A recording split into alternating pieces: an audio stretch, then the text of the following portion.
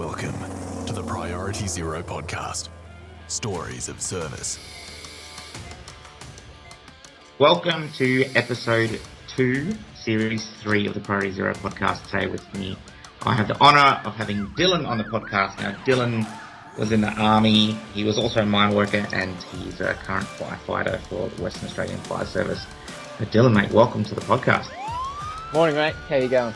Hey, I'm good. I'm excited to have you on. You've got a wealth of experience to share. You seem very, very keen to get it out there. So I'm very, very happy to have you on. Where do you want to start, mate? Can we start with your early life and your upbringing? For what I understand, you're an Adelaide boy. Is that right? Yep. Yeah, born and raised in Adelaide. One sister. I grew up there in basically the suburbs of Adelaide. Yeah, had a great childhood. Was always outdoors, kicking the footy, riding the bikes. Our family was big into camping, so we went away a lot on the weekends and school holidays and all that sort of stuff. And I got into shooting, and friends had family farms and stuff like that. So we spent a fair bit of time on the farms, and then that sort of led me, when it's time to go to high school, I ended up going to a ag school or an agricultural school. And one, I hated language. I learnt Chinese in primary school. Really? And it just wasn't me. I didn't enjoy it. I liked being active. I liked being, using my hands and that sort of stuff. So going to an ag school, you didn't have to do a language. So that was a bonus. That was a bonus, definitely. And then obviously then you got to basically do lessons out on the farm, everything, riding horses, shearing sheep, cropping, everything. So then a lot of my mates come from farms growing up. So that was, it was great time. And then from there, I did pretty well at school. I probably didn't apply myself as best as I could. I was too busy doing anything and everything bar studying. I'd have to catch the train into the city, then I'd have to catch a bus, and it'd take me like over an hour to get to school. And so I'd literally wait till the last 15 minutes before I'd get off the bus and do some study then, and then try and, jag a half decent score in my tests at high school and that. But I was lucky enough I did, and I did pretty well in scoring to get into university. And Got a question for you. Was agriculture what you wanted to do? Is that what you saw yourself doing? Obviously, growing, like you said, spending a lot of times on the farms, going to agricultural schools, is that what you wanted to do? Yeah, early on I think so. But then I quite quickly realised that it's pretty hard to get into if your family's not into it. You can't own a farm, when you're 18, 19 years old. So you got to start at the very bottom and work your way up. And, then there's always going to be these people that, have got links to the family and the farm and that sort of stuff. So it's kind of a hard game to get into, I think, if you want to say own it or manage it or that sort of stuff. Yep. Yeah, definitely there's plenty of work to, work out on the farms and that sort of stuff. But I just didn't quite see myself going that way and working for someone the whole time in that industry. But I loved it, doing it on the weekends and helping out friends and that sort of stuff. But I sort of realised that it probably wasn't a job that I'd be able to get into and get the most out of. So then I didn't know what I was going to do. And a lot of my mates were going to university. So I thought that's what you do. You're 17 years old and you don't really know what you're going to do and at that stage there wasn't really a lot of guidance, I suppose, from school and that sort of stuff. So I just tagged along with everyone else and went to uni, and then I was like, well, okay, what are you going to do at uni? So I went to do a Bachelor of Science in basically marine science. I was right into the water and scuba diving, and I got my scuba license when I was 16, and family had a boat and we'd always go fishing and all that sort of stuff. So I liked the marine, so I thought, it's never a job if you enjoy what you're doing. Yeah. So I enjoyed doing that, so I thought, okay, well, let's go do that. So I went to university in Adelaide. I did 2 years there, and I quickly realised that no, university is not what I want to do. And so I was like, okay, well, what are you gonna do? You got to do something. So I did some labouring for one of my uncles. He was a chippy, and did some labouring and stuff for him. And once again, I liked, being active. I liked being outside and that sort of stuff. And it just sort of popped in my head, I reckon, the police would be quite an interesting job. It's very diversified. There's lots of different streams you can go into. At that time I was shooting a lot, target shooting, and I was doing quite well, and I was in, junior state teams and Australia junior teams and that sort of stuff. And so I enjoyed that. So I thought, well, that's a way that you can, potentially one day maybe go down that path and, join into their, tactical teams and that sort of stuff.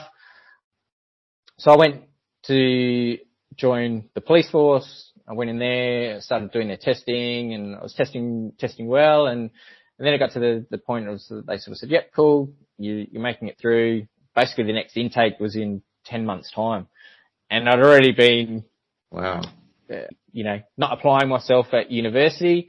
And so I thought, what am I going to do? 10 months. And so I literally walked out of there thinking, what am I going to do? And army recruiting was across the road.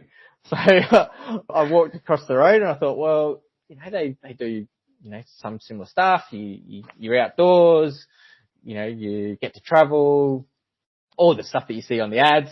And I thought, okay, well, let's go give that a crack. And I went over there, and they're always very welcoming at army recruiting. And yeah, they were great, and they tried to lead me down the officers path because I had been to university, and I was a little bit older at this stage. I was sort of 19 years old, and I tested quite well.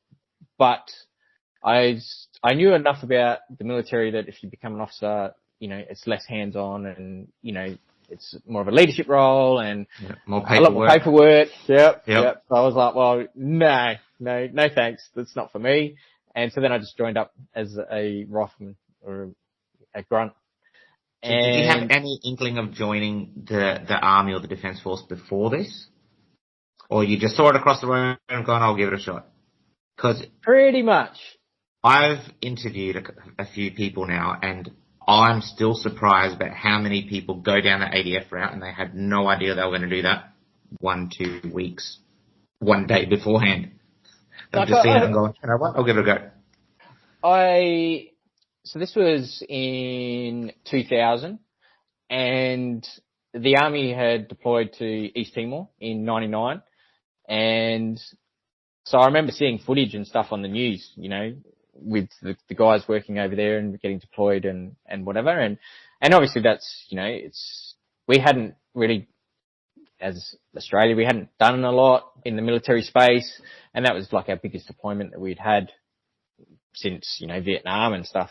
There'd obviously been Somalia and Rwanda and those other conflicts that, defence had deployed to, but I was a bit younger and it didn't get much airtime, and, media and stuff was more prominent in, 2000 and 99 and that sort of stuff. So I remember actually seeing Kylie Minogue did a Christmas concert over in East Timor, and I remember that just always stuck in my head. She was quite the looker back in the day, and obviously these guys are deployed over there and doing the work, for Australia, and they looked like they were having a grand old time, and so yeah, there was, flashes and whatever, but it wasn't like yes, I'm going to go do this. It was a little bit by the seat of my pants, and ended up going in there, and then went through the testing, and then it was literally like a month, and I was on the bus and away we go. That's fast. Yeah, which is what I wanted as well. So yeah.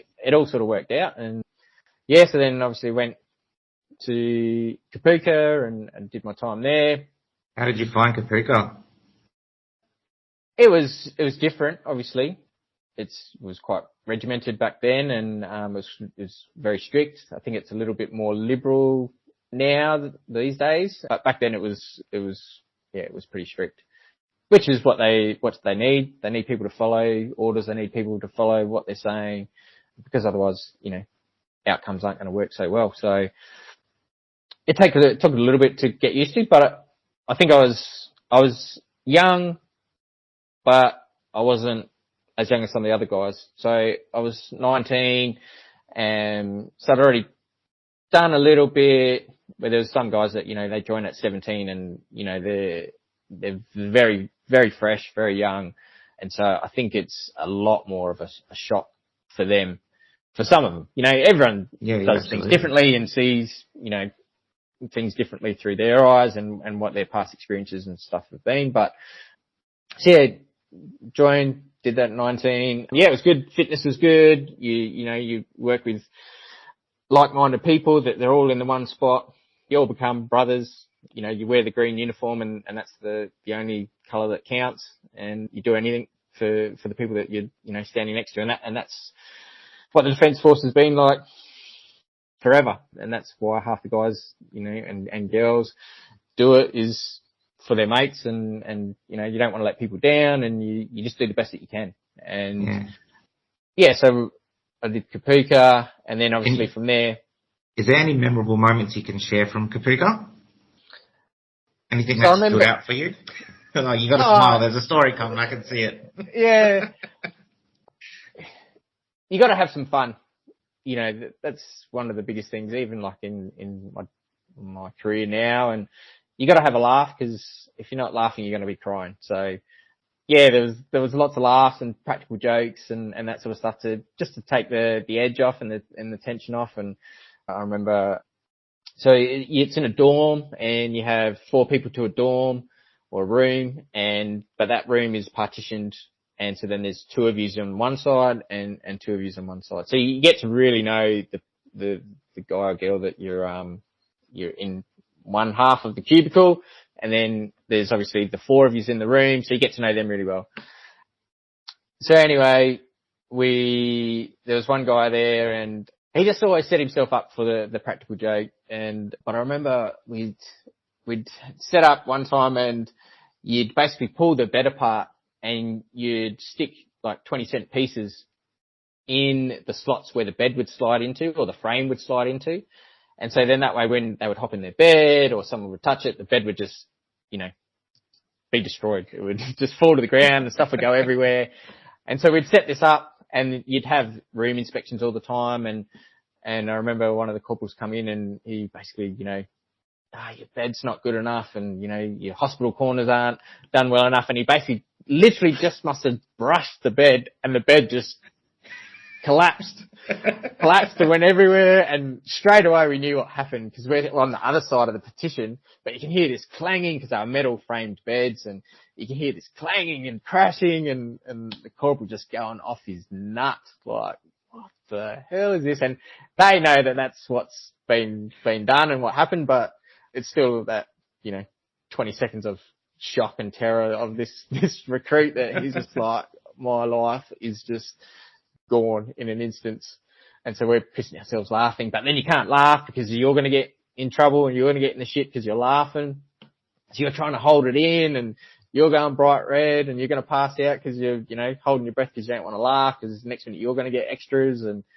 But yeah, it was good. It was definitely a fun time. And then a lot of those, it was only guys in my platoon. And most of us went to Singleton or the School of Infantry. There was a couple of guys that went to Armour and Cooks and stuff like that, but I would have said 80-90% would have been going to the infantry. And I think a lot of that had to do with, the best recruiting is what you see on the TV with the guys and girls deploying, and I think that's been quite similar to most in recent times when, Afghanistan and Iraq was kicking off and people see what, Australia's doing on the TV and, it just may click in the back of their mind or think, yeah, I could do that or, I think I might be good at it or I might want to help or for whatever reason, guys and girls that join, seeing it, it's like everything, you see something and it hits a nerve and if you don't see it, you don't know. And so I think that was probably one of the best recruiting things that they had was, going to Timor in the early 2000s and stuff. And then, went to Singo.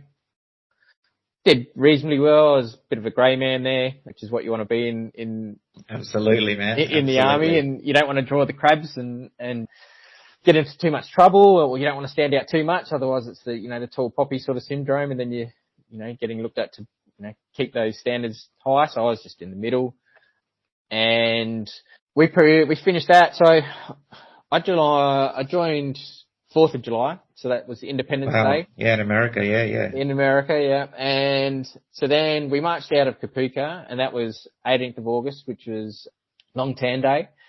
And so it makes it easy for me to remember my dates. Otherwise, there's no way that I would remember these dates. And then I went to Singleton, and we marched out on Remembrance Day on the 11th of November. Wow. So it was always quite fitting or unusual, I suppose, but our dates always just lined up. And so it made it easy to remember. When did you get out of Singo? Oh, yeah, it was Remembrance Day. It's an easy one. When did you finish Kapuka? It was Long Tan Day. And so at that stage, pretty much all the guys that were infantry, we all got sent to Sydney to 4RR because they were getting ready to do basically the next rotation to East Timor. And they were raising the battalion to be full strength and be ready to then deploy to East Timor. So pretty much 90% of the people that I was with at Singleton, we all ended up at 4R, which is cool because you knew, a whole heap of people, 30 odd of us all rocked up to the battalion at once to basically sort of make the numbers up for the battalion to get to full strength and then get ready to deploy. Cool. I've got a question for you. So having done Singleton, is there any specific role? I know you went in as a rifleman. Is there any specific role or qualification that sparked your interest? Yeah. Or a specialty role, should I say, in the infantry? Yeah. Specialty role. Yeah. You always have these visions of what the Defence Force might be like or what you might like to do. But the reality can be a lot different to what actually ends up happening. A lot of it is by luck. A lot of it is by chance or right place, right time to get the opportunities because the Defence Force is a big machine and there's a lot of people in there and they're all vying to do, certain things. But in the back of my mind, I always sort of would have liked to have gone down the sniper's path, as I said, because I'd been a keen shooter and I'd done it in Civvy World and thought I was a pretty good shot, competed in competitions and all that sort of stuff. So that was sort of always back in the back of my mind. But yeah, once you get into the Defence Force and you realise how big the machine is and how many people there are and there's only so many spots and all that sort of stuff. And, you're also the junior guy. So, there's a lot of people that are in front of you to get opportunities. And yeah. So that was always, a dream, I suppose. And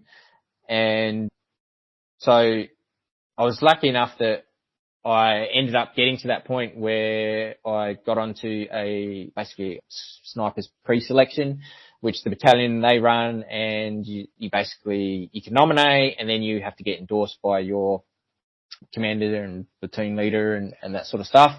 And then you go through a mini selection to make sure that you're going to be able to, pass or you're the best candidate to fill the spots. There may only be 10 spots and there may be 50 people applying for the course. And then they sort of pick the 10 people from that pre-selection. So I did that in 2003 and got onto the basic snipers course, which was ran with 4AR and 3RAR. It was a combined. So we sort of had 50-50 numbers from both 3RAR and 4AR. And yeah, it was great. It was all I wanted it to be. It was, it's quite technical. It's quite, you sort of there's only two of you in a team. So if I don't know it, you need to know it. Yeah, if you don't know it. And that sniper spotter, right? Yep. So basically you'll have a shooter or a number one and then a number two, and the number two will be the spotter, but you'll swap because the number one, he's got to take a break and whatever as well. So you'll swap positions, but basically on rank and experience, there'll be a number one and there'll be a number two. And so basically the basic snipers course is basically get you up to a qualification or a competency to basically be a number two for a number one. What rifle platform were they using? Were they using the Remington 700? No, when I was in, it was the SR98. Yep. So that was 2003. And we were also at that stage getting the 50 cows. I think they were Barrett 50 cows. So we had to obviously get qualified on them as well. And as I said, that's one of the reasons why you join the infantry, is to, blow shit up and shoot big guns and that sort of stuff. So yeah, that was. Can you tell us about the sniper course? What was it like? Because obviously you've got the shooting phase, you've got the stalking phase, you've got the cam and concealment. There's so many elements when you set up, you take in that shot, you take it in the wind speed, the humidity, the temperature, the rifling on the barrels tends to go right. So you need to adjust for that, and the wind direction can change at different distances. You might be dealing with 2 or 3 wind directions by the time you get to your target. The Coriolis affect the rotation of the Earth. There's so much to consider. Can you You're all over it. You might as well join up now, mate. So tell me a little bit about it. What was it like doing your stalking and your cam and concealment? Yeah, Tell me about some of the stuff they took you through. Yeah, I love the stalking or the cam and concealment. It's like big game of hide and seek. And you would basically get given an area, and it'd be a left and right of arc, and they would say, right, you're going to start at this end. They'd drop you off. You'd jump out, and they'd say, right, there's a enemy target that you've basically got to find, and they're over there somewhere. And they wouldn't tell you where. So you would have to basically stalk in and find this person, and it would be a real person, because it's not with live ammo and everything at this stage. This is just learning your craft and learning to conceal yourself and stalking and moving through the bush and navigating. So there's a lot that goes into it. It's just not shooting. The shooting is the last part.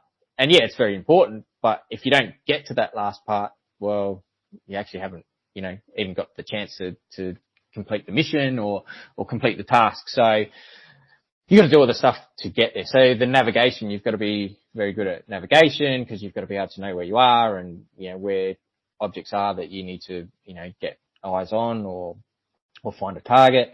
And then obviously move through the bush if it's in a bush setting. And that's where all of our stuff was done on the basic course, was in the bush setting, I suppose. And so then you'd have to find the target, and then you'd have to find a position that you'd be able to fire from without the target finding you. And so they would be constantly scanning in the front of them, because they get told that, there's going to be these 10 basic snipers on the course, and they're going to be coming in, from this sort of angle. So they already know roughly where to look. They know that they don't have to look from behind them. All they need to do is look in front of them. So they're concentrating the whole time and basically trying to look for you. They're looking for movement. They're looking for, you knocking a tree or, spooking an animal or whatever it may be. Isn't it like the 6 S's? Isn't it like shape, sound, sight, silhouette, shadow, and sound, or something like that? Movement. Yep, that's the one. And so yeah, you've got to basically do all of them, and then you'd find the target, and you'd set up basically a position where you would feel that you wouldn't get seen, because you would actually have to fire a blank round at the target. So then that, causes another effect. That's a noise. That's air being dispersed from the barrel of the rifle. So, if you've left some loose stuff in front of the rifle, then that's going to move, and that gives the spotter another opportunity to find you. And then wildlife as well, wildlife moving and dispersing. And I've heard, I know a guy that's done a sniper's course, and he took a shot. This is in a police setting, a police sniper, and the grass actually caught fire next to him. Yeah, right. You know what I mean? Yeah.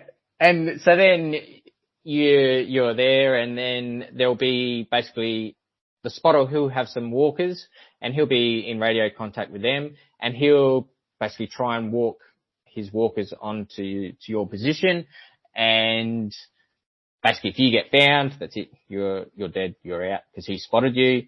And so you'd take your shot, and then you'd generally have to read something. So the target, he would flip up a card, and it would have a number on it, or a letter, or a picture, or something. And so you'd have to be able to tell the walker what you've seen. So then that way they know you actually can see the target. Identifying your target beyond doubt, sort of thing. Yeah. And making sure your field of view is not obstructed. It's not obstructed. You've got a clear target. And once you've done that, you've got the all clear. Then they'd give you a pass if he hasn't walked you on, and the walker, they would come and basically check your position and, give you any pointers or tips that you could have done better, or no, that was really good. And they'd get down behind the rifle and have a bit of a look as well and give you some feedback and that sort of stuff. So then it'd be a straight pass or fail. Basically, if you got found, you're dead. And if you didn't, then you pass. So I really, really enjoyed that, because you get to bring it all together. And obviously it's not in the real world scenario where, guys that have deployed and use their skills in battle, but it's sort of as close as you can do it in a training scenario, I suppose. Yeah. How long was that course? Oh, now you've got me. This is 22 years ago. Are we talking like a matter of weeks? A couple of weeks. Yeah, probably a couple of weeks. 2 to 3 weeks, I would guess. As I said, this is going back a bit now. I've done a lot of courses since then, but it still sticks in your mind. And it was a really good time. And I think it was just because it was a little bit of a dream, I suppose. And then you sort of get to that point. And then sort of factors, I didn't actually get to use my skills. So I passed the sniper's course and I got my sniper's patch and everything. And so I got qualified, but I didn't actually get to join sniper platoon, because then you've got to wait for there basically to be a position open to then join platoon. And so there wasn't at that stage. And then in 2004, I posted out of 4-hour and I got posted to 2-hour. And I'd also been mortar qualified. So I was in mortar platoon when I went and did my basic sniper's course. So I was mortar qualified. I was in mortar platoon, which is just another specialist platoon in the battalion. And so once I got to 2-hour, they sort of said, well, what's your qualifications when they're looking at posting you into one of the companies or one of the platoons? And I was obviously sniper qualified and mortar qualified and a few other things. And they said, well, you ain't going to sniper platoon because there's a waiting list of guys that are obviously qualified and you're the new guy in the battalion, so that ain't happening. But we can give you a mortar platoon there looking for guys and need some numbers and stuff. So I slid into mortar platoon or 2-hour maggots up in Townsville. And I ended up doing 2 years up there, 04 and 05, which was awesome. They had a really great platoon.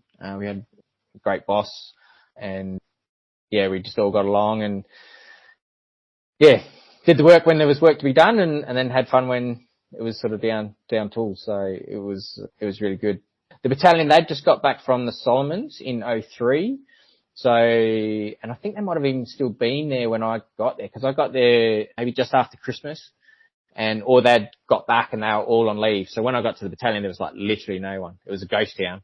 And so then you get pretty much stabbed with all the guard duties and all that sort of stuff and all the extras to keep the battalion running, which was good because you sort of got the lay of the land and got to meet some people without everyone else there, and you got to, acclimatise, and because it's a fair bit of climate change coming from Sydney or Holsworthy to move up to North Queensland or Townsville.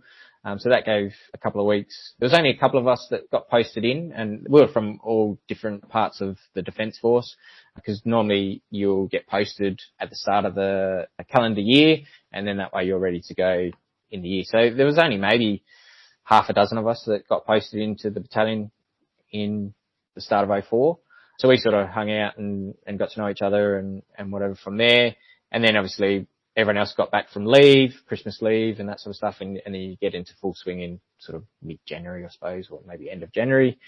And yeah, start all the training and the qualifications and going out bush and all that sort of stuff. And yeah, it was great. It was really, really good battalion, really good soldiering, and I really enjoyed my time up there. And I really enjoyed the lifestyle. I didn't like Sydney. I hated it, I suppose.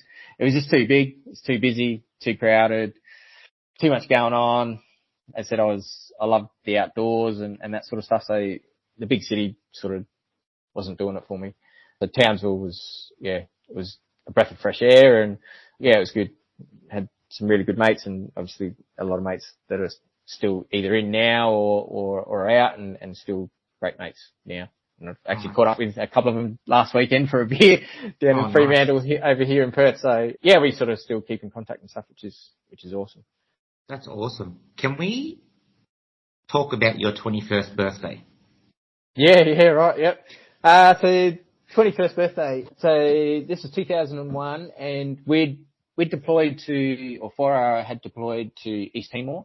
We went over in April, and I said, my memory isn't super great, but I think we took over from 1RI, if I remember rightly.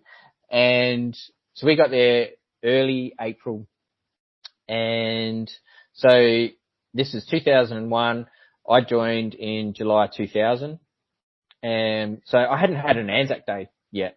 So my first Anzac Day was actually on deployment in the Defence Force on operations in East Timor. So that was pretty crazy, you know.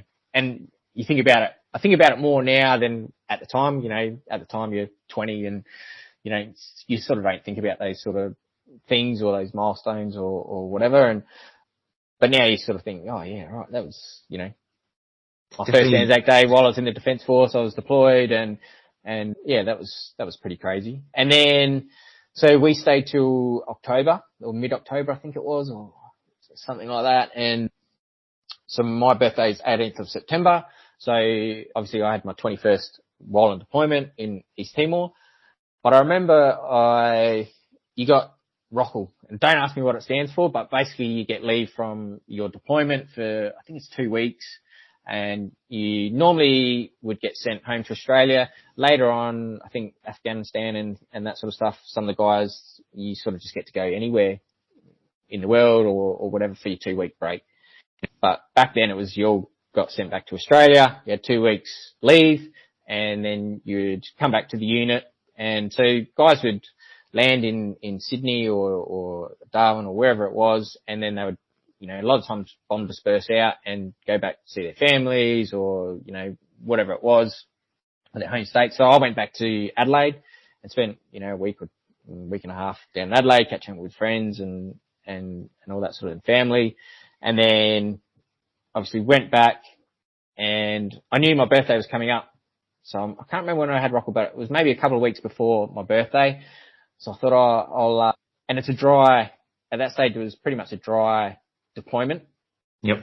And, well, it was a dry deployment, but I thought I'll see if I can smuggle in a little bit of,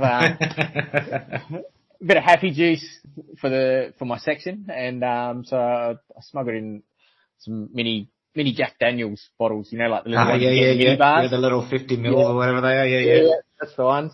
So just a little nip. So yeah, smuggled in, you know, a dozen of them because you're in a section of 9 of us, and yeah, managed to get them through. And so I thought I was, you know, pretty cool. And then soft drinks and stuff were pretty readily available over there. There was, you know, kids and stuff that would be selling cans of Coke and that, but they're hot. It's 35, 36 degrees. There's no ice, there's no nothing, so they're hot. But so I bought some cans of Coke, and we had a little mixer, and while we were out on one of our patrols, and we sort of all had a little bit of a celebration for my 21st. So that was a pretty cool time and experience from when I was deployed over to Timor. Yeah, that's really cool. I've got a question for you. What's the feeling like when you're coming from a deployment to be sent back to Australia for 2 weeks leave and know you got to go back? Because you're going from an area, I guess, where you're on high alert all the time, then to decompress for 2 weeks, which I'm assuming 2 weeks is not enough to just decompress from that, and then to be sent back. What's the feeling like going from a third world country back to Australia, back to a third world country? Once again, this is 20 odd years ago, and most of the guys and girls in the army are young, in their early 20s or late teens. A lot of them, obviously, there's some of the guys and girls that are a bit older that are work their way up the ranks, but so from the younger generation, and that was just like, oh well, you can catch up with your friends and you can go out on the piss because it was a dry deployment, and so a lot of guys and girls would get pretty loose and that sort of stuff. So, but then it was catching up with your family and all that sort of stuff. But you also been over there sometimes, and there's no system to how the leave works. Like some people would be there for 2 weeks on their deployment and then have their 2 weeks leave and then come back and have 5-6 months of their deployment. Or oh, wow. So it wasn't broken up like halfway through. No, because you can't have everyone leaving at the same time. So yeah. It was just in a rotation sort of thing, and you sort of knew when your date was, but you couldn't choose when the date was, or there'd be some that it's 6 months and they would go for 2 weeks and they'd come back and for 2 or 3 weeks and then go back again. I said mine was maybe just over halfway, I think it was. Something like that. So it was good, and it sort of gave you a chance to reset, I suppose. But it was also different as well, because everything is totally different. You're on a totally different time frame and thinking while you're on deployment, compared to, when you're back home. And yeah, I went back to obviously my folks and caught up with them and stayed with them. So it's, you have breakfast when you want, you can stay up, you can sleep, you can do all these things where, when you're deployed, it's pretty regimented and, it's be here by this time and we're going on this patrol for, 2-3 days, a week, 2 weeks. And then you'd come back and you'd clean your equipment and get ready for the next thing. You'd stay on base, but then you'd have picket and gun picket that you'd have to then do to look after the base. You'd have to, do some minor jobs and duties around the base. If you got, extras or you got in trouble or whatever, I got one time I had to do extras and was basically had to go down to the mess and go peel potatoes. But I got sent down to the mess and got reported to the cook or the head cook down there and said, oh yeah, I'm on extras and here to give you a hand, and being told I've got to peel potatoes. And he sort of laughed and he's like, no mate, the Defence Force, they would employ locals to do a lot of jobs to assist.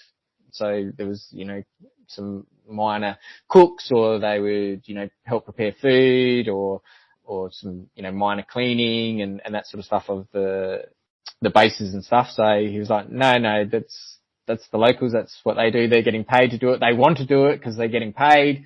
Yeah. No. I'll just call for you if I need something. But other than that, just don't get in trouble and stay out of sight so your boss doesn't see that you're not doing what, a punishment. Or nothing. Yeah. And that was sort of it. So I sort of got off with that one, which was kind of good because, if you get in trouble, or you get extras while you're back in Australia or you're back on base, you'll be doing extra guard duties. You'll be out on the parade ground, marching up and down. You'll be doing spot checks in your rooms. You'll be doing spot checks on your equipment. If it's serious enough, you'll go to the cells. If it's more serious than that, I've seen Marines, I shit you not, sweeping the grass at Robson Barracks back in the day. Oh yeah, we would be. They come up with some shit, man. Yep, we would be painting rocks. We would be, you'd be hosing down concrete while it's raining. Yep. And it, at the time you think, oh, this is shit, and this is bullshit, and why the hell am I doing this, and whatever. Well, one, it's punishment, so it's not meant to be fun. Yep. And two, it's just to keep that, I suppose, keep that that leadership or, you know, following directions, following orders. You do what you're told, when you're told. If you had been doing that, you probably wouldn't have been in trouble and you probably wouldn't have had extras. So then you wouldn't be doing this shit job. So just do what you're told. Bit of a reality check. Yeah, which everyone probably needs every once in a while.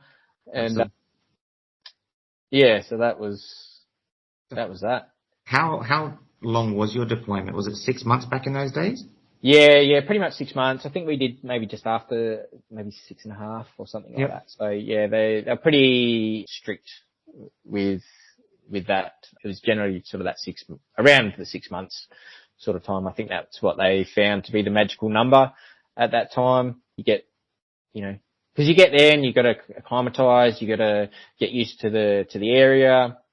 You got to know where you're working, and that sort of stuff. So that takes a little while, and then you can get into the work or the operations or the peacekeeping or the patrols or whatever you're going to be doing.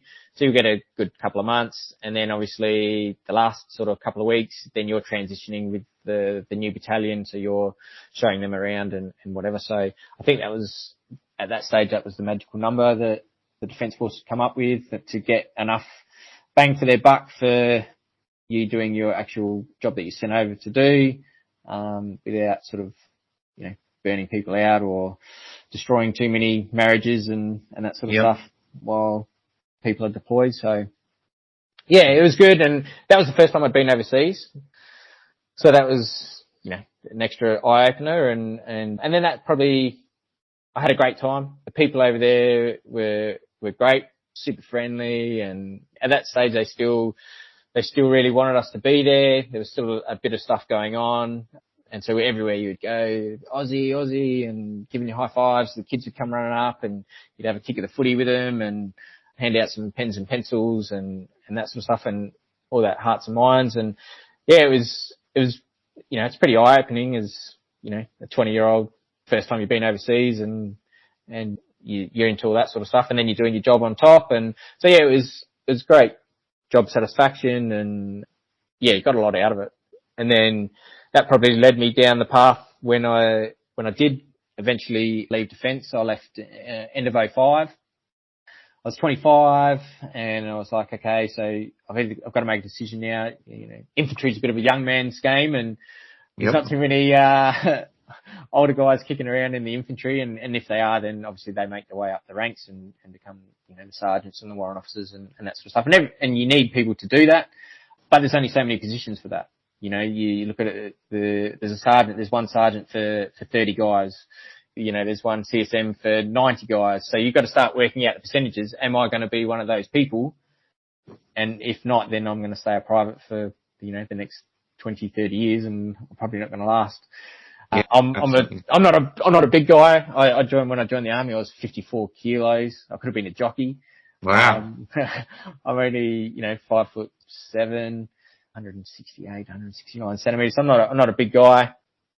And, you know, when I was in mortar battalion, we were carrying packs that weighed more than me. They were weighing 60, 65 sort of kilos. And so then you start doing the maths and you're like, well, it's probably not great. Great for the lower back, great for the knees and all that sort of stuff. And you talk to some of the senior diggers and the sergeants and the corporals and all that sort of stuff. And they're like, you know, knees are blown out and backs are screwed, and they're only 30, 35. And you're like, okay, well, if that's what I want to do. And I was loving the army. It's great, you know, courses, and you travel and you're in helicopters and you're shooting rifles and you're in, you know, tanks and you're getting deployed and all that sort of stuff. And it's great. It's a great lifestyle, you know, for me when you're young and that sort of stuff. But if you're starting to look and, you know, have a family and that sort of stuff, it's pretty hard. You're away a lot, you know, training courses and going out field for, you know, weeks on end and that sort of stuff. And then, you know, you're chucking a deployment here and there and you're away for 6, 7, 8 months.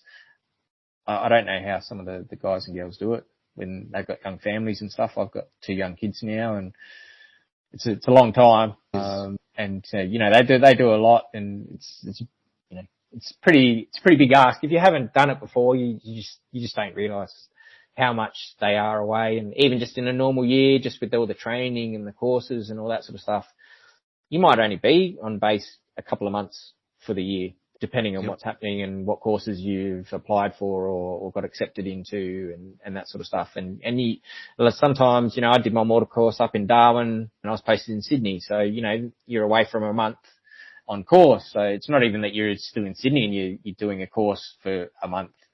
No, you're away. That's right. And if you get stung for Ready Battle Group or pre-deployment training or something like that, you're going even longer. Yeah, exactly. So I kind of realised at that point that, I'm 25, I'm young enough to maybe go do something else, or I stay in for the long haul and I sort of start going up the ranks. So I was only a private at this stage. I'd been dodging rank at that stage, been offered multiple times to become a junior NCO and all that sort of stuff, but I sort of didn't want to go down that path. I like being on the tools. And so I sort of thought, well, I probably don't want to rise through the ranks. And so then there's no real point in staying in. I'd sort of got the most out of it that I thought I was going to be able to get. And my body was still in pretty good shape and I was still young enough to, maybe go learn a trade or go do something else. And I didn't really know what I wanted to do. So I said I enjoyed going over to Timor and I wanted to go travel more. That's what I decided. And in 2004, me and a mate, we actually decided, cool, we'll go for our leave, we'll go to Thailand. And we had that all booked and everything. And then Boxing Day, tsunami hit. Hit Thailand. And I think we were meant to go there on the 26th or the 27th. It was like Boxing Day or 27th or something. And so the tsunami, I think, was Boxing Day. So that was the 26th. So I think we must have been going the 28th or 29th. I think we were going to have New Year's there. And so then that got canned. And so then I think that sort of had a little bit to do with it. I was like, I missed out and I was going to have 4 weeks traveling around and whatever. And so then I decided, okay, well, I'm going to get out. And I had some money sort of saved up from my deployment. I didn't piss it up against the wall like a lot of the young diggers and stuff do. And good to hear. I was quite fortunate. I had, good support around me, my family and folks and stuff. They were really good. And I ended up buying a little unit in Townsville. And so I had that and I had a little bit of money left over. And so I was quite secure. And so I thought, right, let's go bum around the world and see what's happening around the world and see what other people are doing and see what jobs are out there. And because you don't know what you don't see or what you don't know. So, I even think now there's that many jobs that I don't know about, with, AI happening and all this sort of stuff. There's a lot of jobs that I've never heard of, but you don't know until you see it or you're involved with it. So I thought, well, okay, let's go travel the world and see what everyone else is doing and maybe I'll come up with an idea. So I've actually traveled around the world for a year. I think I did, 25, 30 odd countries. Wow. What was the standout country? What was your favorite? I really liked Guatemala. I spent a fair bit of time there. So that's in Central America there, just sort of south of Mexico. And people are super friendly. They speak Spanish there, and I ended up going to a Spanish school and lived with a family there for a couple of months, and I learned Spanish. So then you start to get involved a little bit more with, the culture and the people when you can speak the language, and which is totally opposite to what I said when I went to school. I went to Chinese and I hated language and all that sort of stuff, but after traveling, broadens your horizons and all that sort of stuff. You see what everyone else is doing. And I actually sort of made a concerted effort to learn Spanish because I thought, well, there's a lot of countries that use it. There's all of Central America. There's lots of South America.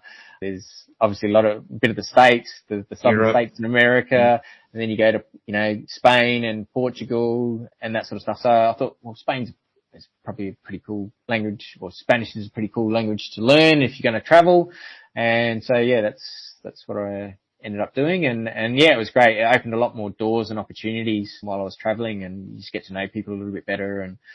And I'm a big believer of you make your own luck by putting yourself out there and putting your hand up to do things or try new things and then sort of luck follows.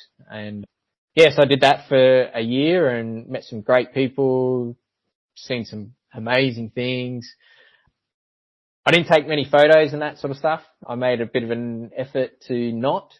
I wanted to be in the time and place, and I joke now with my kids that, take a photo, use your eyes and basically take a photo with your eyes and blink, and that'll be your photo, that'll be your memory, instead of, a lot of times you're looking through a camera and you're taking a photo, but you're not actually looking at what's happening, or exactly. You're not present.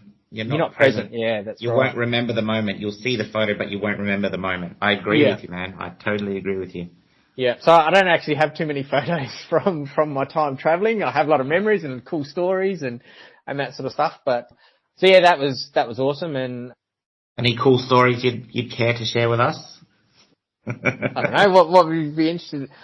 I got my passport stolen. That was down in Panama. So I was down in Panama, so that's in Central America there, and I was on the Panama Canal, and I ended up working in the Panama Canal. And basically I was jumping aboard private yachts, and because they go through a canal system, so like what they do on the River Murray here in South Australia and Victoria and stuff, and because the levels are different.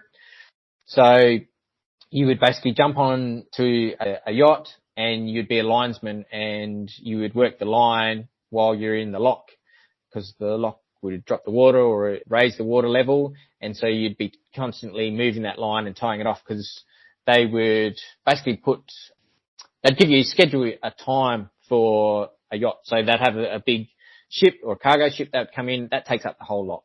So that's that time slot taken. And then they would wait till they've got, 20, 30 small yachts, and they'd pull you all together and you'd all go into the lock at once. But then you can imagine it's like chaos with 20, 30 private yachts in this canal, in this lock.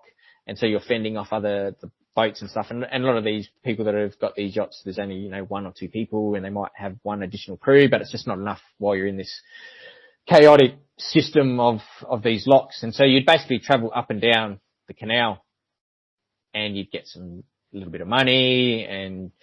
But my end goal was basically to find a yacht to travel to South America. And so this was an easy way to do it. You'd jump on and you'd meet, the skippers and the captains and the people that own these yachts, and see if they needed some extra hands if they're heading down to South America. And so anyway, I'd been working and doing that for a few weeks. And so I had a little apartment in Panama City, and I'd finished a run up and down the lock, and was walking back to my place. And by this stage I'd spoken, pretty fluent Spanish. And there was these two guys, they were walking in the opposite direction, and I seen them, and I sort of said g'day, and they said g'day, and they went past me. But you sort of get that feeling that, something's not quite right. And they walked past me, and then I heard them turn around, and then you start to, think, this is not going to end well. And basically they walked up alongside me and started chatting, and I'm like, oh, okay, maybe I was wrong. Maybe they just, it's a foreigner. And a lot of people, they just like to speak to a foreigner and see what you're doing and why you're here and that sort of stuff. So then I started chatting to them, and this went for 5-10 minutes or something, until, okay, maybe I've got this all wrong. And the next minute they sort of said something and I didn't understand what they said, and I was like, it's unusual. And, I understand a fair bit. I held a conversation for 10 minutes with them. Yeah. They said it again, and I was like, can you say it again? I'm sorry, can you say it a bit slower? I can't understand what you're saying. And the next minute, him and his mate pulled out a knife each, and I was like, okay, now I understand what you're saying. Yeah, I speak your language now. I speak your language now. So basically, there's the two of them now right next to me, and I sort of let my guard down at that stage, because I'd been talking to him for sort of 10 minutes. And so one of them grabbed my backpack, and so I sort of slipped out of my backpack, and I pushed my backpack and pushed him, and he sort of fell. And then I sort of did the Harry Bolt, and they sort of chased me for a little bit, but I was pretty fit and, 25, 26 years old, and just been out of the defence force for 6 months, and, was keeping pretty active. So I managed to sort of sprint away, and a guy driving past seen it all, and he basically come up, did a big handbrakey, pulled up, skidded next to me. He's like, hey, and he was an expat American, and he's like, hey mate, do you want to go chase these guys? I've seen them, they mugged you. And I was like, okay. So basically jumped in his car, and we ended up chasing these two guys. And Panama's, it's a lot of little alleyways and whatever. So we sort of chased them for a bit, and then they ducked down an alleyway, and he's like, there's a police station up here. I'll drop you off there, and they can, grab your statement and all that sort of stuff, mainly for insurance. And so I've jumped out there, and basically a mobile patrol has come and they use dirt bikes there because it's all these little narrow alleyways and that sort of stuff. And basically he's been living there. So he's spoken to him quickly and basically said, yep, this guy's been mugged and we've chased him and they've just gone down that street. And so they've gone and said, right, jump on the back and we'll go chase them up. And I'm like, oh, really? okay. So I've jumped on the back of these dirt bikes and we're cruising down through these alleyways looking for these guys that have basically mugged me, and ended up finding my backpack. They'd stripped it obviously and stole my passport and little bits and bobs. And so yeah, then I had to try and organise a passport while you're over the other side of the world in Panama and, going to all these consulates and stuff. And Australia didn't have a consulate there, so I had to go to the British consulate. And I ended up getting a British passport, and they sort of say, oh, well, once you get this British passport, as soon as you get to a country that's got an Australian embassy, you need to hand this in and then you get an Australian passport. But the British passport was quite good because I was going to Europe next. And so I decided to keep it a little bit longer and sort of decided that I couldn't find an Australian embassy for a little bit and travelled on the British passport while I was in Europe and that sort of stuff. So that came in handy in the end. So you make your own luck. Visa free, mate. Visa free. That's it. You know it. I'm lucky. I've got dual passports, so I've got the European visa as well. So there you go. European passport. So happy days. So after a year of travelling, what to there? Was it back to Australia? Yep. So, well, basically the plan wasn't to. The plan was to go to the Philippines. I think I was in Malaysia, and I was like, yep, cool, I'm going to go to the Philippines. And I was big into my diving. And when I got out of the Defence Force, at that stage, their transition scheme was basically you got $1,500 to spend on a course or to transfer your qualifications or whatever it was. And it was basically $1,500. Yep. And you're like, well, okay, what do you do with $1,500? I said, okay, well, I'm going to get my dive masters. I'd gone up through, some of the qualifications of diving, and basically dive master is then we can start to work. And you can work on dive boats and whatever. So I ended up getting that through the Defence Force before I left, and I did a little bit of work in Townsville before I went to my trip, and I ended up using it a little bit while I was traveling as well. I didn't get paid a lot. Most of the time I didn't get paid. A lot of the time it was just you got to dive for free and maybe some food and board, because a lot of the countries I was going to, not big money and that sort of stuff. So, but it was good. Another opportunity that it opens up, and the Defence Force, helped me out with that. So that was kind of cool. And so I wanted to go to the Philippines because I wanted to go diving on a lot of World War II stuff over there. There's a lot of planes and, ex-US military stuff where they've just dumped stuff off the end of the jetties after the war, and there's jeeps and all sorts of stuff. And there's some really cool diving over there. So I was like, okay, cool. I'm going to go to the Philippines. And I went to go to the Philippines, and basically they said, no, you can't board the flight because your passport's too full. And I'm like, what are you talking about? And basically my passport was that full that they couldn't find somewhere to stamp their stamp. Gotcha. And they're quite strict about it, and they can't be touching any other stamp. And I'm like, I've never heard of this. And, most of the time you go to the airport and the customs guy literally grabs his passport and just flicks open a page and stamps it and doesn't know where it goes and whatever. But for some reason they were quite strict, or the person on that day was very strict, and they were like, nah, it's not happening. I was like, okay, well, all right, well, what do I do now? And I'm like, are you sure? And so I went and asked someone else, and so they come up with me, and it was basically, no, it's not happening. I was like, okay. So I ended up changing my flight, and I flew into Perth. And I had some ex-army mates. They were living in Perth, and they were basically working on the drill rigs. The sort of mining boom in WA was going gangbusters at that stage, and that was in 08. Oh seven, sorry. And so I hooked up with mates and caught up with them and whatever, and they're like, oh, well, if you need a job, we'll get you a job here. Drillers off-sider, they're always looking for people, fit young guys, and the money's not bad and whatever. So I was like, oh, all right, sounds like a plan. Let's do that. So sort of jumped into that and ended up doing exploration drilling, probably sort of 9-10 months. It was a 3-in-1 roster at that stage, and then I went to a 2-in-1, and so that was pretty cool. And so I did a bit of travelling in my 1 week off, and I did a fair bit of travelling through WA and exploring WA because I hadn't really done much of Western Australia at that stage. But then I I was enjoying the work. I was enjoying the job. It's a small team. Once again, it's like being in the army. There's three, well, you know, I think there's guys and girls that do it, but on my crew, there was only 3 guys. I was the oldest. I was 27 at that age. I was the oldest, but I'm the junior guy because I've just started. And there was a Kiwi, I think he might have been 21, and there was a bloke from Victoria who was maybe 24, 25. And he was the driller, so he was in charge. And so really, really great crew and really good guys. And yeah, we had a ball working, and you did your own hours as long as you got the meters.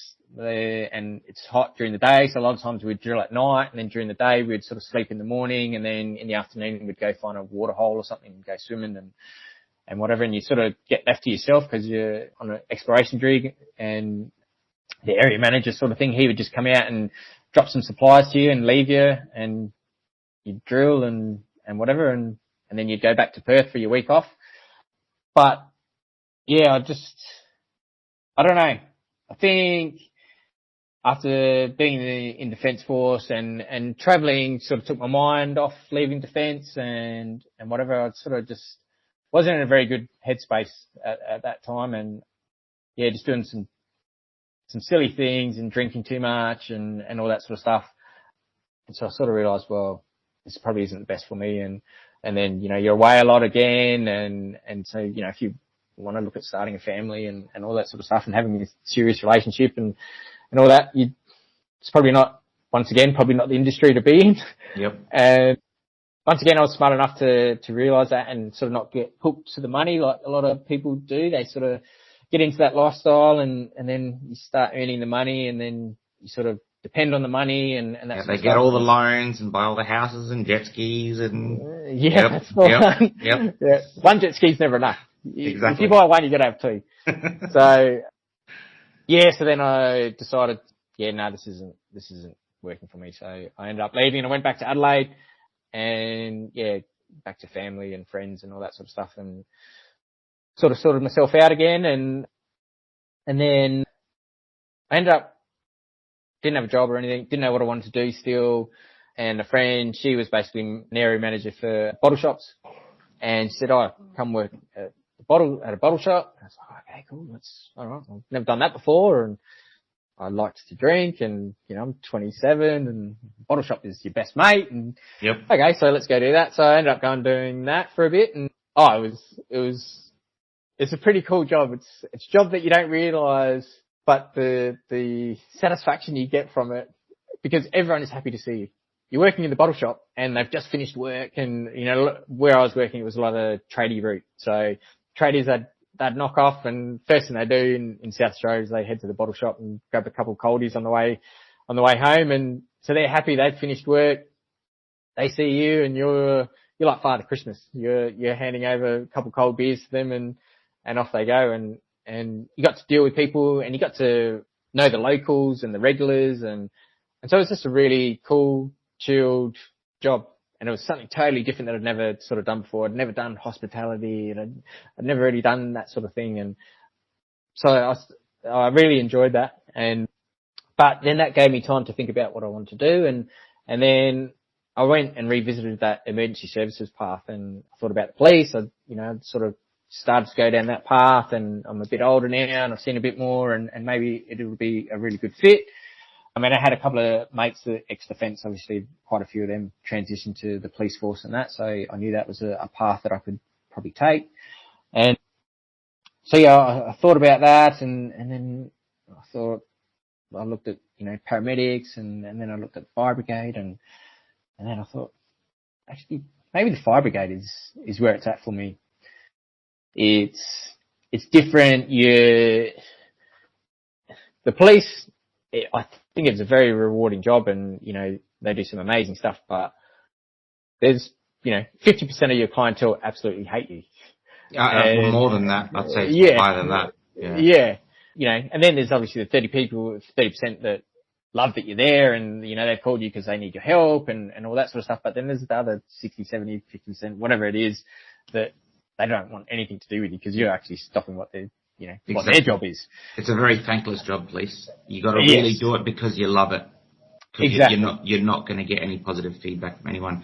From the person you arrest for dealing drugs to the old granny that you pull over for speeding, they're never happy with you. Yeah, exactly. Yep. Exactly. So that sort of, yeah, that didn't sell it to me after thinking about it. And so then I went, well, the fire brigade, no one's really angry at the fire brigade. You know, they're always there to help someone. There's not really, you know, stopping anyone from doing, you know, what they think they want to do and whatever. You're helping people. You're fit, you're active, you work in small teams. Get to be in calendars. Not me. Not me. Not like I know Punchy quite well, and he is someone that could get in the calendar, and obviously did get in the calendar. But yeah, I've got a head for radio, mate, so you won't see me in the calendar. But yeah, so you get to see people and that sort of stuff, and job satisfaction with the fire brigade, and that was one thing in the army that you do a lot of training, but to actually get you use your real world experience or skills or qualifications, you either have to, you know, go to war or do peacekeeping operations or get deployed, because the rest of the time you're training. Where the fire brigade, pretty much every day you get to use your skills and your qualifications to help the people that your job is based around. And so that's the path I went. And so I was applying from Adelaide, and I pretty much just said, yep, that's what I want to do. Let's go, whatever it takes. And so I wasn't fussy where I was applying. Whoever was doing their intakes, I was putting in my applications for. And at that stage, it would have been mid-07, something like that, end of 07. And Queensland and WA were doing their intakes. And I was based in Adelaide. And so I went through all their online stuff. And at that stage, there wasn't a lot of online stuff, because this is 07 and 08. And so a lot of it's still in person, handwritten, that sort of stuff. So you had to go there. You had to fly there, do the testing, do the physicals and all that sort of stuff. So I was flying in and out, doing my testing and that, and managed to get through to interviews and everything for both of them. So that was great. But then you still got to wait. You're playing the waiting game. You're waiting to find out if you get that phone call, you get that call up. And I ended up getting a phone call from WA, and they said, yep, you're in, you're a successful applicant. Look, you're an interstate recruit. We're running 2 courses next year. This is in 08, so it must have been end of 07. And we're running 2 courses next year. We'll put you on the second course because you're an interstate recruit, and it'll give you more time to, you know, sort your life out and pack yourself up and move to WA. And so I said, oh, well, at this stage I said I was just working at a bottle shop for a friend. I was living back with my folks. I was living out of a backpack, basically. I said, oh, look, is there any chance I can get on the first school? Because I'm ready to go. I can be on a plane tomorrow, and let's go. Let's start. And they said, all right, well, give us a minute. We'll do some phone calls and we'll get back to you. And basically they rang me maybe the next day or something and said, look, yep, we've got a spot for you on the first school. Come over, get fitted up for your equipment, and then you start in maybe a month or 2. It was started in March, end of March in 08. But a couple of days after I got the phone call from WA, Queensland rang up and said, oh, yep, you've been accepted to QFES, Queensland Fire Emergency Services. And I'm like, oh, awesome, but I'm going to have to decline. And the guy that was on the phone, he was sort of like, pardon? Because I don't think they get too many knockbacks. No, exactly. You know, you're trying and you're applying for the position and whatever. And I'm like, oh, look, no, it's nothing, you know, I still want to be a fiery. But WA has basically offered me a job like a couple of days ago, and I've accepted. And so, yeah, thanks for the offer, but I'm moving to WA. And he's like, oh, awesome. Yeah, that's great. Congrats. And yeah, good luck and you'll enjoy it. And that was that. And moved back to WA, to Perth, and went to the WA Fire Academy. And that was 14 weeks. That was in March 08. We started with 24 guys.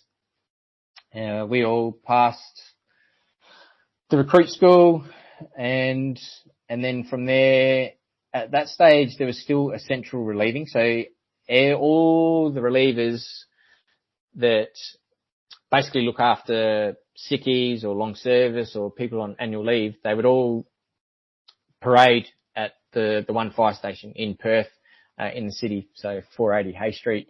And it was a large fire station, and all basically spare numbers or reliefs would all parade there, and you would find out in the morning what stations would be low on numbers, and then you would basically get sent out to the stations to babysit someone's seat on the fire truck. So you would go to all the different stations, you'd get to meet all the different people at the stations, see the different types of appliances. All the stations are a little bit different. All the jobs that the stations are a little bit different depending on what the demographic is in their area, or if they're industrial or they're high rise, or they've got more bush or parkland in their area. So then that determines a lot of the time what type of incidents or jobs you'll get. And so it was great for a junior firey to get around, meet the different fireys, see people that you can work with, who you can't work with, because you spend long periods. Our shifts are 10 hours during the day and 14 at night. So you become pretty close, and a lot of the stations, it's literally 4 people or 4 firefighters. So 3 firefighters and a station officer. So there's only 4 of you. So you need to get along. And if you don't get along, it's going to make for a long 10 hours. So yeah, you basically, you try and find a station that you fit in with, but all firefighters are generally the same. They all like-minded people. They're all in, for the similar reason. They want to help people. They want to use their skills. They like to be fit. They like to, be on the tools and that sort of stuff. So generally you get along with all of them. But as I said, there's, like everything, there's always, little differences and things, and especially when you've got to work with people closely for long periods of time, they can sort of bubble to the surface a little bit easier. So for me, it was about trying to find a station that I got along with and had a good work ethic and like-minded people, and place that offered opportunities for, good experience and training and that sort of stuff. So I ended up finding a station, and we've got actually 3 appliances at our station. So we have a little bit bigger crew. So we have basically on shift, we have 5 firefighters and 1 station officer, and then 2 relievers at the station on day-to-day business. And then obviously if one of the permanent firefighters is sick or is on course or on holidays, they'll jump into position and babysit it. Or if they're not needed at their station, then they'll get sent to one of the neighbouring stations that might be down.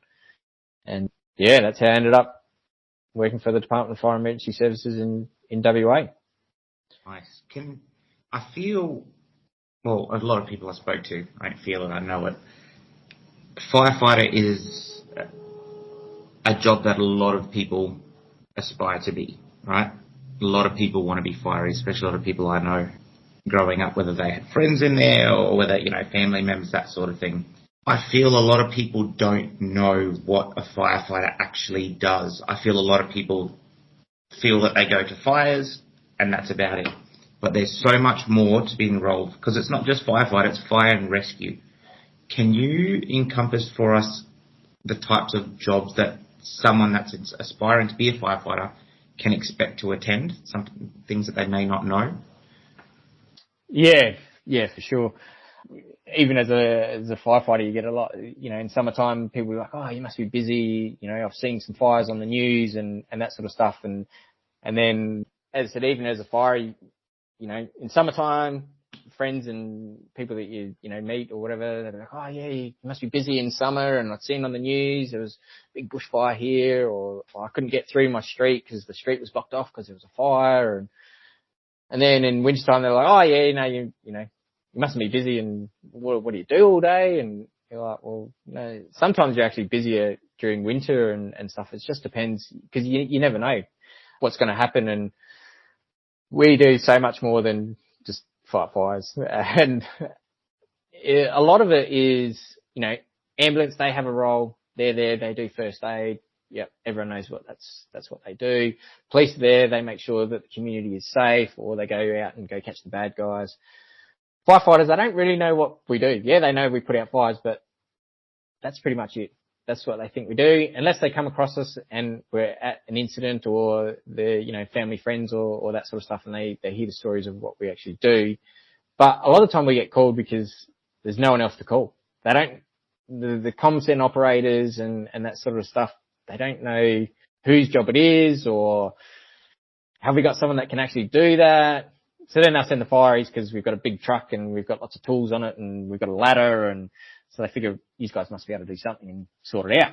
And so yeah, we go to, if we're working with police, we'll go to sieges and stuff where people are threatening to burn their houses down, or even just for safety for the police. So I've been to, some sieges where literally the TRG guys walk in and I'm right behind them as sort of the next guy in, because, someone's torched the house that they're entering in, and they don't like fire. Police don't like fire. So we go in there with them and put the fire out, and they jump on the bad guy and handcuff him and drag him out, and then we stay in there and keep putting the fire out. I went to another siege and someone was, threatening to burn. So basically they made, pour fuel or whatever in their room or their building or on themselves. And then, obviously you have the negotiators and that sort of stuff. And I remember I went to a job and the police sort of said, look, can you guys go in there and basically hit him with your big hose? And they're like, well, we can. Is that what you want us to do? And they're like, yep, if you can do that, that's what we want you to do. And so, okay, I've never done this before, but righto, I've got a big hose and I can, force entry and make entry in through the door. And so we could see the guy through the window, and the police basically, they were around the back door, and me and my other fiery, we were at the front door, and we opened the front door and we said, it's the fireys, just making sure that you're, safe and you're not going to do anything silly and whatever. And so he's, sort of started to talk, and as he's going to talk, I've just literally blasted him with the hose and knocked him back and knocked him over. And as I've done that, the cops have busted through the back door and they've jumped on top of him and handcuffed him.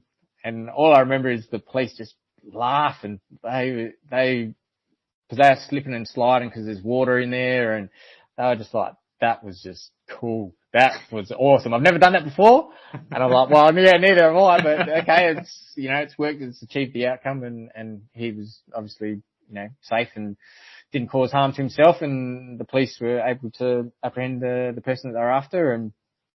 But yeah, so that's, on one extreme. And then, if we're working with the ambulance, obviously we work at vehicle crashes and that sort of stuff. And if the ambulance can't get people that are trapped in the vehicles, we're obviously, using our equipment to open up doors and entries and to make the space so that the paramedics can get in there and basically start doing their first assessments or getting first aid in there. And then we come up with a plan basically to try and extricate the casualties and get them safely into the back of the ambulance. And a lot of people know that that's what we do. They've either been involved in an accident or friends and family have.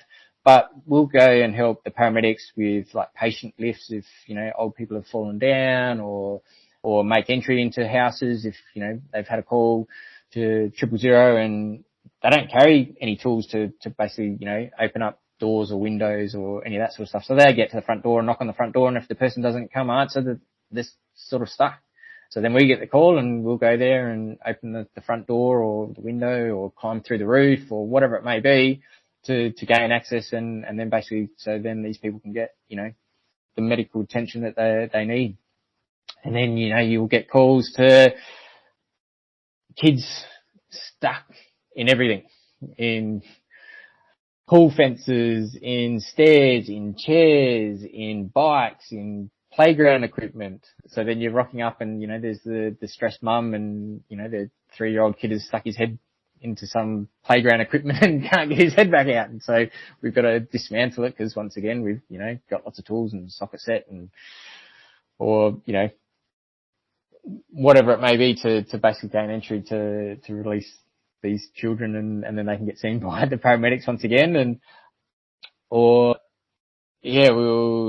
go to, some of the not great stuff. We go to a lot of the suicides and, where people have hung themselves and stuff, and, well, we get the call because fireys, you've got a big ladder. So we go there and, deal with the person that's committed suicide and then hand them over to the coroner and the contractors and that sort of stuff. Or people that have committed suicide, in their vehicles. And so we have to make sure that the area is safe and all the carbon monoxide and all that sort of thing. Yeah.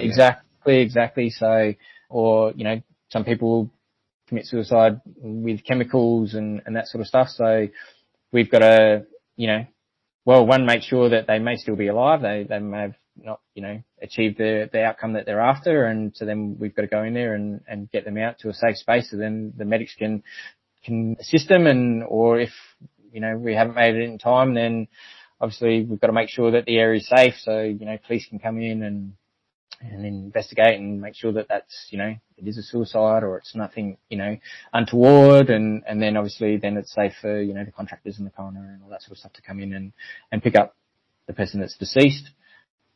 So yeah, cats out of trees, that is a thing. Cats down drains, birds up in trees, dogs stuck in walls, dogs stuck down drains, horses. I've done horse rescues. Yeah, you just never know what you're going to get called to. And that's sort of the hard thing, because you can't train for what you don't know what to train for. And there is a lot of training that we can do. And, we train for car accidents, and we train for gaining entry into houses, and we train for fighting fires on trains or airplanes or in houses and that sort of stuff. But there's all the other little things that make those incidents that you can't train for. I haven't trained with getting a kid stuck out of a swing before. Like, you don't think it's going to happen until it happens.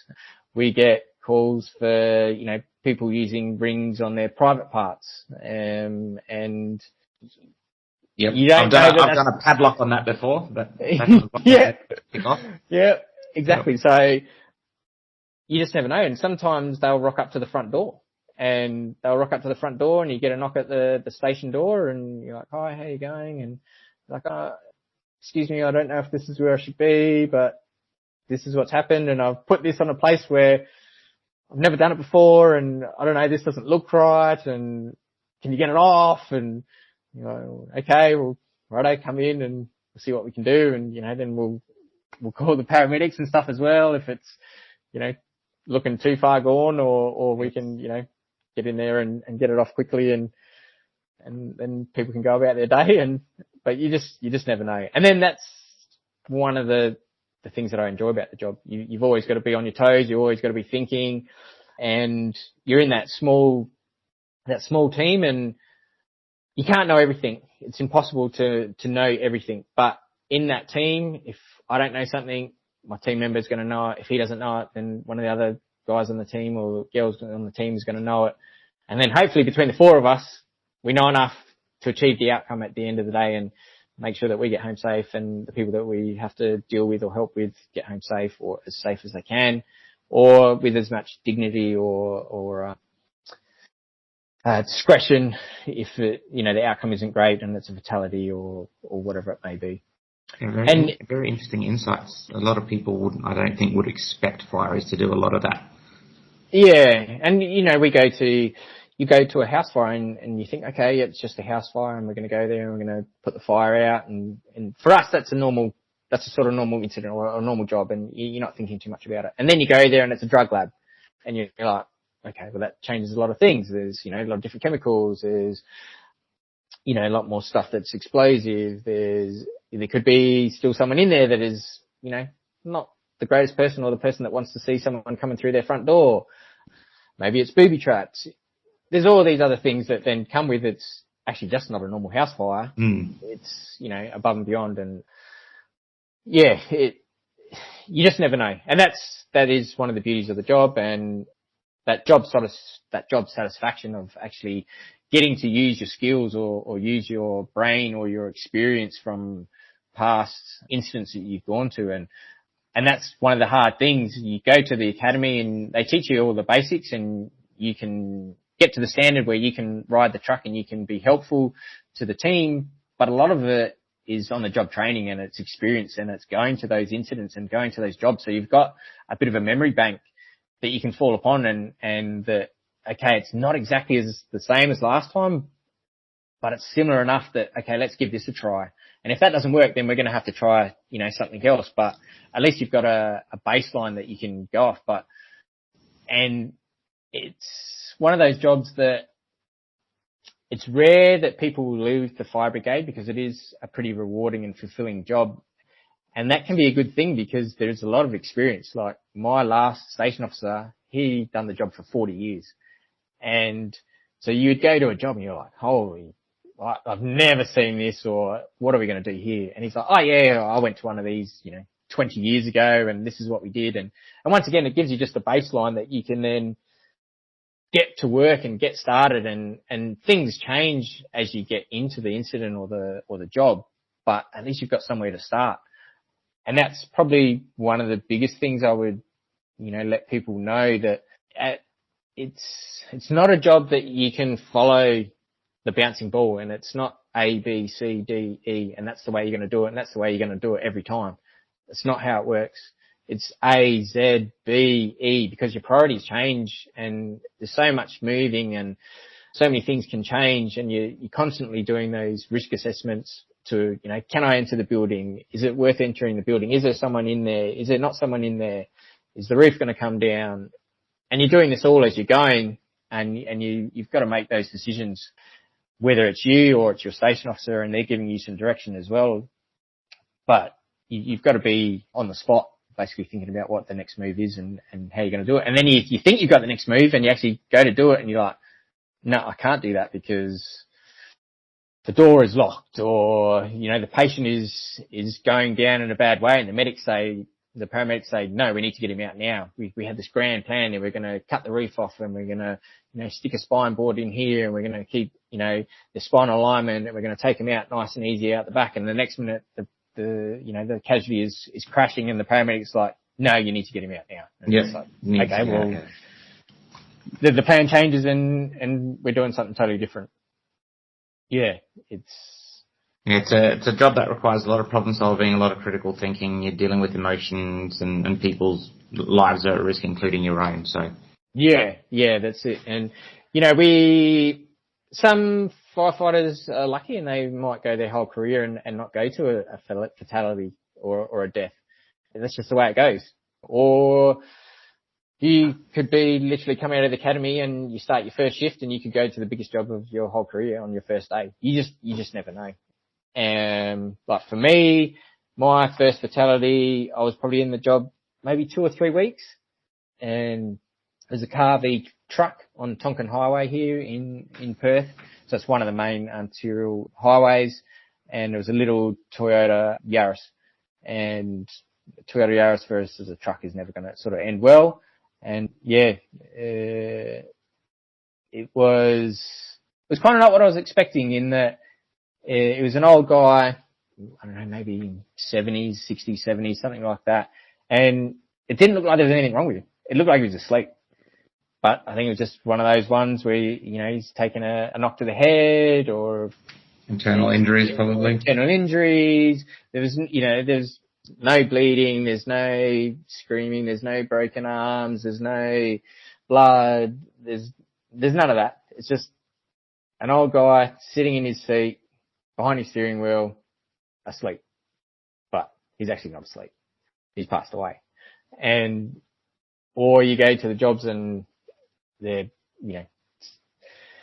some of the worst stuff that you could, ever imagine. And, we literally went to one last week or the week before, and, a guy hit a tree at speed and absolutely disintegrated his vehicle, basically split it in half, but diagonally. I'd never seen that before. I've seen him split in half, down the middle. I've seen him split in half in through the middle or the guts, but this was split diagonally, and it's on fire, and he'd been ejected from the car, and yeah, there was,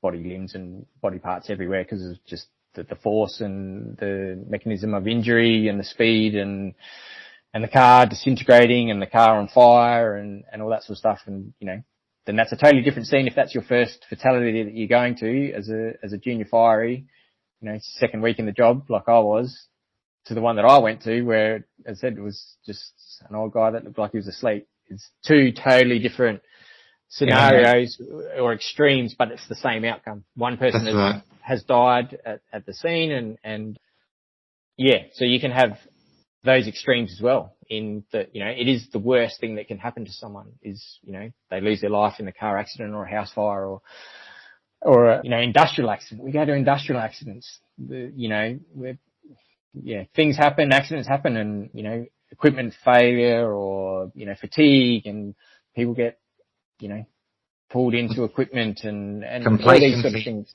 Complacency. Yeah. And you just don't know. People are living their lives and they're doing their thing and then the next minute they're not. But we're the ones that get called to then help them try and get out of that predicament that they've got themselves into. And sometimes it's not, their fault. Sometimes they're just, walking down the road and there's a pissy driver or running a red light or whatever. Or sometimes they are the person that's, drunk and, wipes out another car and whatever. And so you've got to deal with those people as well. And you can't be judgmental. You've just got to get in and do the best you can to, get your crew home safe and achieve the best outcome for the people that you're trying to assist or help in their time of need. Well, I've got a question for you. I was going to leave it till later, but I think now is probably a good time to bring it up. Having been through everything you haven't seen yet and seen all the things you have, do you live your life any differently to how you used to? Yeah. You don't want to believe you do. You don't think you do, but you do. I was just talking to one of the other fireys yesterday. We're, coming back from a call or whatever and we're out on the road a fair bit and, it's a bit different to police in that, police are out on the road constantly and people see them around a lot and that sort of stuff. And obviously you see the ambulances because they're just run off their feet and they're crazy busy with the amount of stuff that's going on and whatever. And fireys, we're a little bit different. We have a station and so we'll hang out at the station and then we'll wait for the call and then the call comes. And so we're very reactive, I suppose, whereas police can be a bit proactive. Fires, pretty much all the time we're reactive. We obviously go do things to assist us and we'll go do, building inspections and we'll go school visits and we'll do hydrant maintenance and that sort of stuff. And that gives us local knowledge and that gives us prior experience in buildings and, and that sort of stuff. But at the end of the day, it's reactive. We wait there and we get a phone call and then we go there and we see what actually is happening and then we sort it out from there. I've lost my train of thought. What was the question again? Hit me. Do you live your life any differently now? Yes, that's it. So anyway, we come back from a job and we're out on the road a little bit and we've got a big red truck, but people don't really see us. If people are driving, they see a police car, they slow down, they do the right thing and all this sort of stuff. A fire truck, people just do what they normally do. And so the amount of people that we see run red lights and are on their phones and speeding and all this sort of stuff, it's scary. And then you go to the outcomes of all these things, of people on their phones and people running red lights and speeding. This is how most of the accidents are caused. And then there's people that are involved in these accidents and then we're the people that are going to, cut them out and assist paramedics and, or pick up body parts and put them in body bags and this sort of stuff and, wash roads because there's, blood splattered on the roads and the public don't want to see a big pile of blood at 7 o'clock in the morning when they wake up to go take their dog for a walk. So someone's got to clean that up. Who do we call? Well, we don't know who to call, so that's the fireys do it. So we'll literally be there with a broom and some Omo and our hose and scrub the road or the footpath and to make it look like nothing happened the night before. But, 2, 3 people may have died there the night before, but hopefully the person waking up at 7 o'clock in the morning taking their dog for a walk isn't going to see that sort of stuff. So they don't know. And as I said, it goes back to that thing of you don't know what you don't know or what you don't see.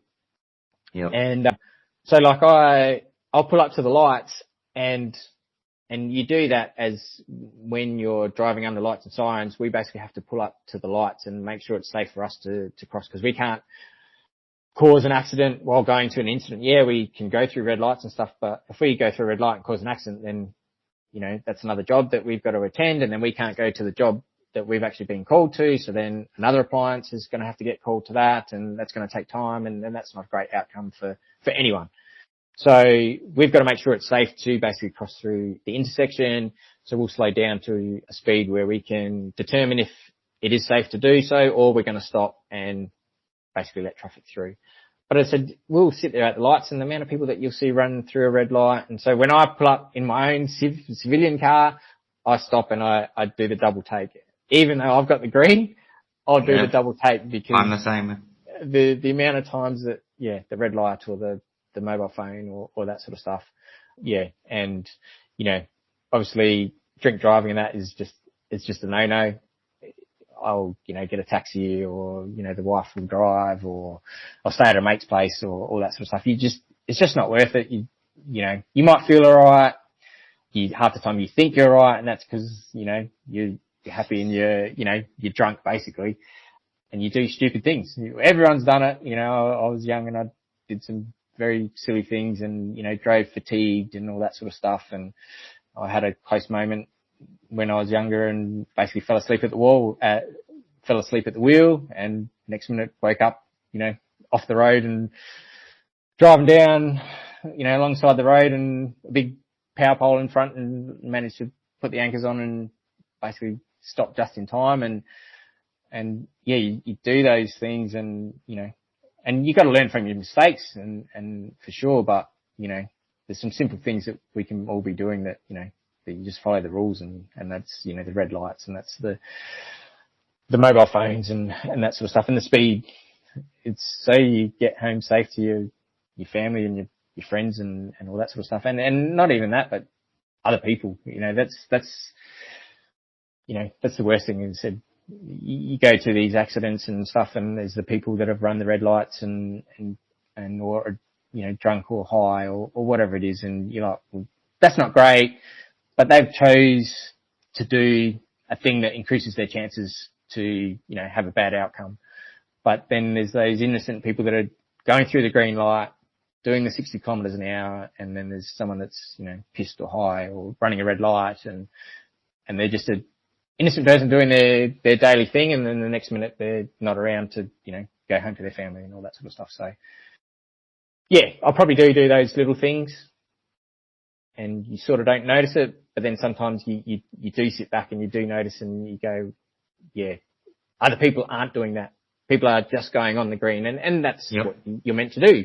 But as I said, if you see some of the stuff that we see and you deal with, and people, you know, screaming in the cars, and blood and bones and limbs, and, you know, and family members rocking up to scenes and wailing and screaming and crying and all that sort of stuff. It's not a great place to be, but someone's got to do it, and that's what we get paid to do, and we choose to do it, and we do it because someone has to do it. Someone has to help that person because they can't physically help themselves in that point in time, to then, you know, get them out of the vehicle or out of the house or whatever it may be.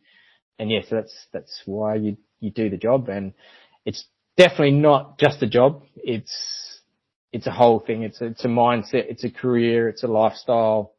You know, you work shift work, so you're away from your family as well. They put up with a lot as well. You know, you miss family birthdays and Christmas and all these things. But we need to have the coverage 24/7, 365 days a year. So someone has to do it.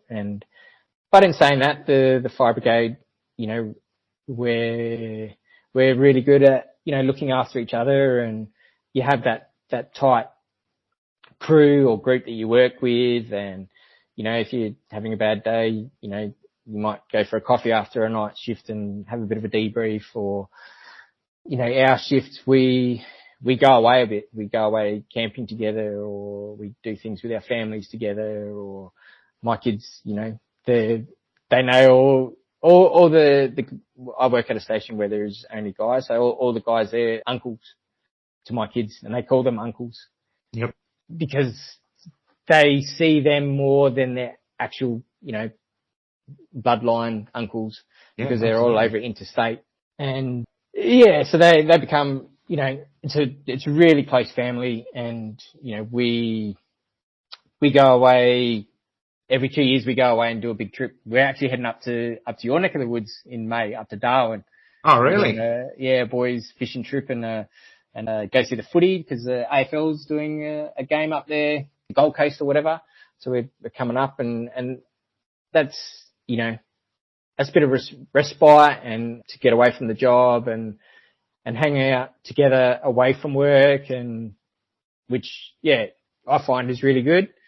Different stations and different crews and different people, deal with things differently.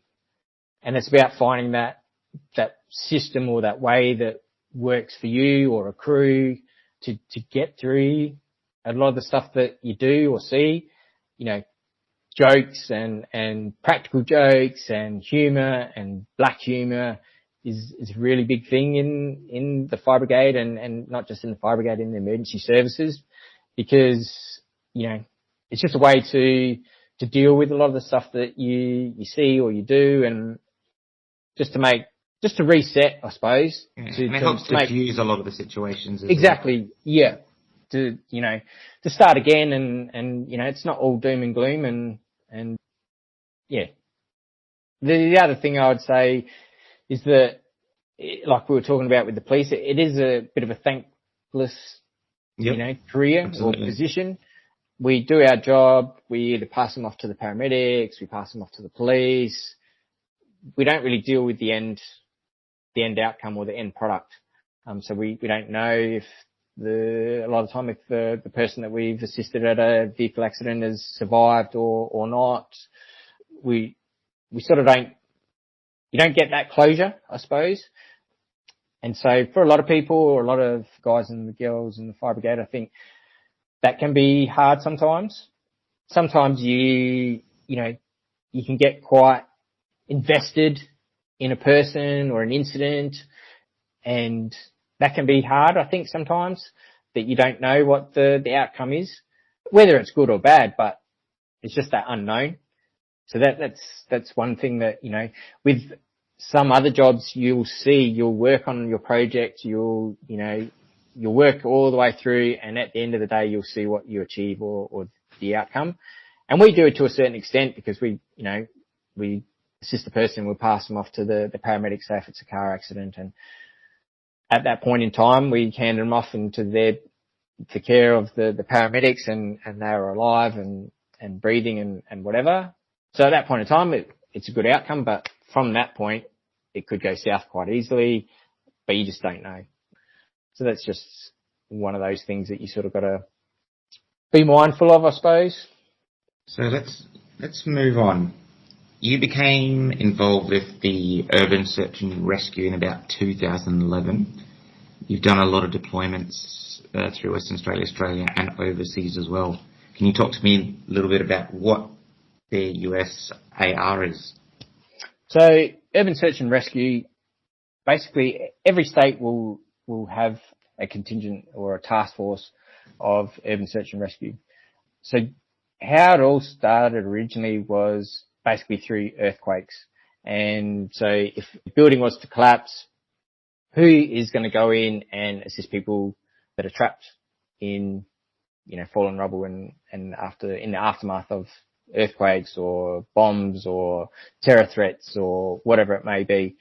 And once again, that falls to the fire brigade. We have lots of tools. We have lots of equipment that can assist in that sort of stuff. So that's how it started. In WA, it's gone on to evolve into a lot of other different roles, and it's because we're basically a small team.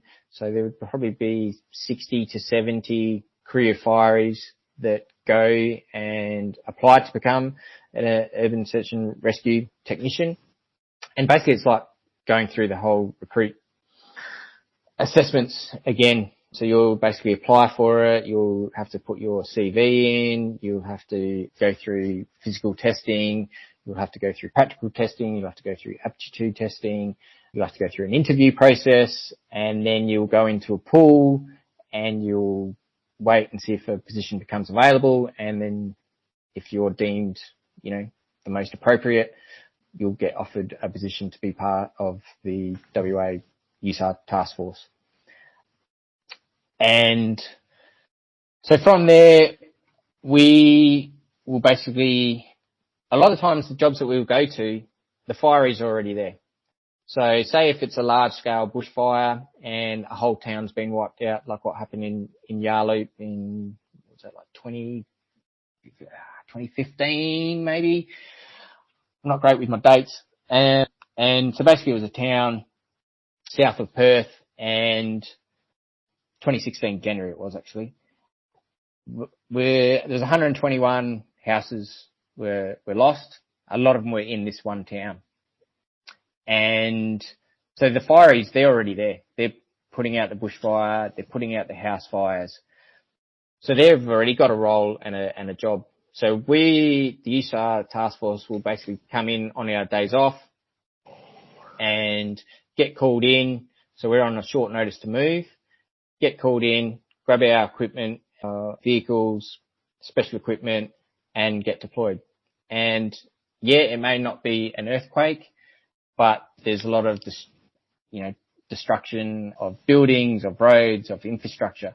So when we first go there, a lot of it will be gathering intel, because the firefighters are busy putting out the fires and they're worrying about the tactics about putting the fires out. Police are doing their thing. They're quartering off the area, making, residents are safe. Paramedics are doing their thing, assisting people that may be injured or burnt. So everyone's got a role. So they're busy doing their 9 to 5 job, or their job that they normally do. So would this be similar to what's going on in LA at the moment with all the fires? I would dare say so, that there would be some urban search and rescue personnel going in there that would be going through the burnt houses to look for fatalities, to basically gather intel of, every day you're seeing the numbers are going up, 10,000, 12,000 houses. Yep. Where do they get that number from? Well, they have to basically get that number from somewhere, and in WA, that's through the urban search and rescue. So we'll be boots on the ground for the commissioner and basically see what the damage is, report back through the chain of command, and basically ultimately end up with him. So he can then brief government. So then he can then also work out, how many resources he's going to need for his side of the things, but then also basically pass on to government, and then they can start actioning things at their end. So, relief subsidies, local governments to work out what infrastructure has been damaged, so they can work out, how many crews they're going to need to fix, bridges or whatever it may be. Western Power to work out how many power poles are down, so then they can figure out, how many we're going to need to order, or how many trucks we're going to need, how many crew we're going to need to, and how long it's going to take to get power back to the area. So that will generally be one of the first tasks that we're given, is to get that basically on ground intelligence. And so we'll capture all that and pass it up. And then from there, like in Yarloop, there was actually 2 fatalities. So we went in, and so we do DVI courses as well. So disaster victim identification.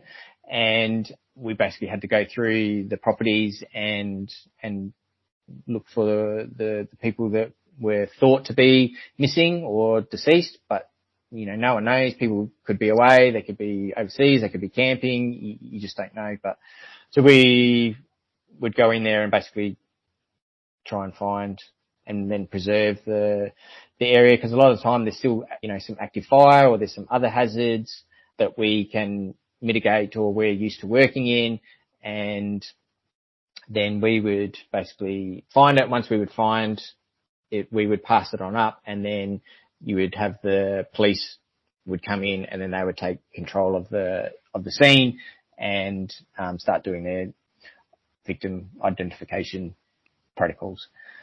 So we could get involved in that. We also will make sure that the area is safe for the public to return to their property. So we'll make sure that the roads are clear, that, power lines are off the roads. We have a chainsaw crew that go in and fell hazardous trees or dangerous trees that may come down on the road, may be already across the road, and clear that sort of stuff. So then it's safe, once again, safe for the public to make their way back to see what's occurred at their properties or what may be. And then we'll get sent up to things like cyclones. So up in the northwest of WA is, cyclone territory. And so we'll get deployed to head up. And once again, initially to be that intelligence gathering and boots on the ground. And then if there is some destruction from the cyclone, gather that intel and then also make the area safe. So if, buildings have come down or collapsed or whatever, we'll go in there and make the area safe for either workers to come in and fix the structures, or just for the general public to be able to go about their day-to-day business once everything opens back up to the public. And so we'll work with local crews, local fire brigade, local SES, and give them a hand as well. And we have, extra equipment and specialised equipment for doing certain things, searching for missing people, for trapped people if, the roof has come down and there's someone stuck in the house, or, we have equipment to shore up buildings and walls to make them safe. And so we'll have basically caches in the north of WA with all of our equipment. And so then that way we basically just get transported, whether that be by defence, by civilian aircraft, or by helicopter, and get deployed up there. And we'll already have, 90% of the equipment that we're going to need based in a lot of these towns in the north.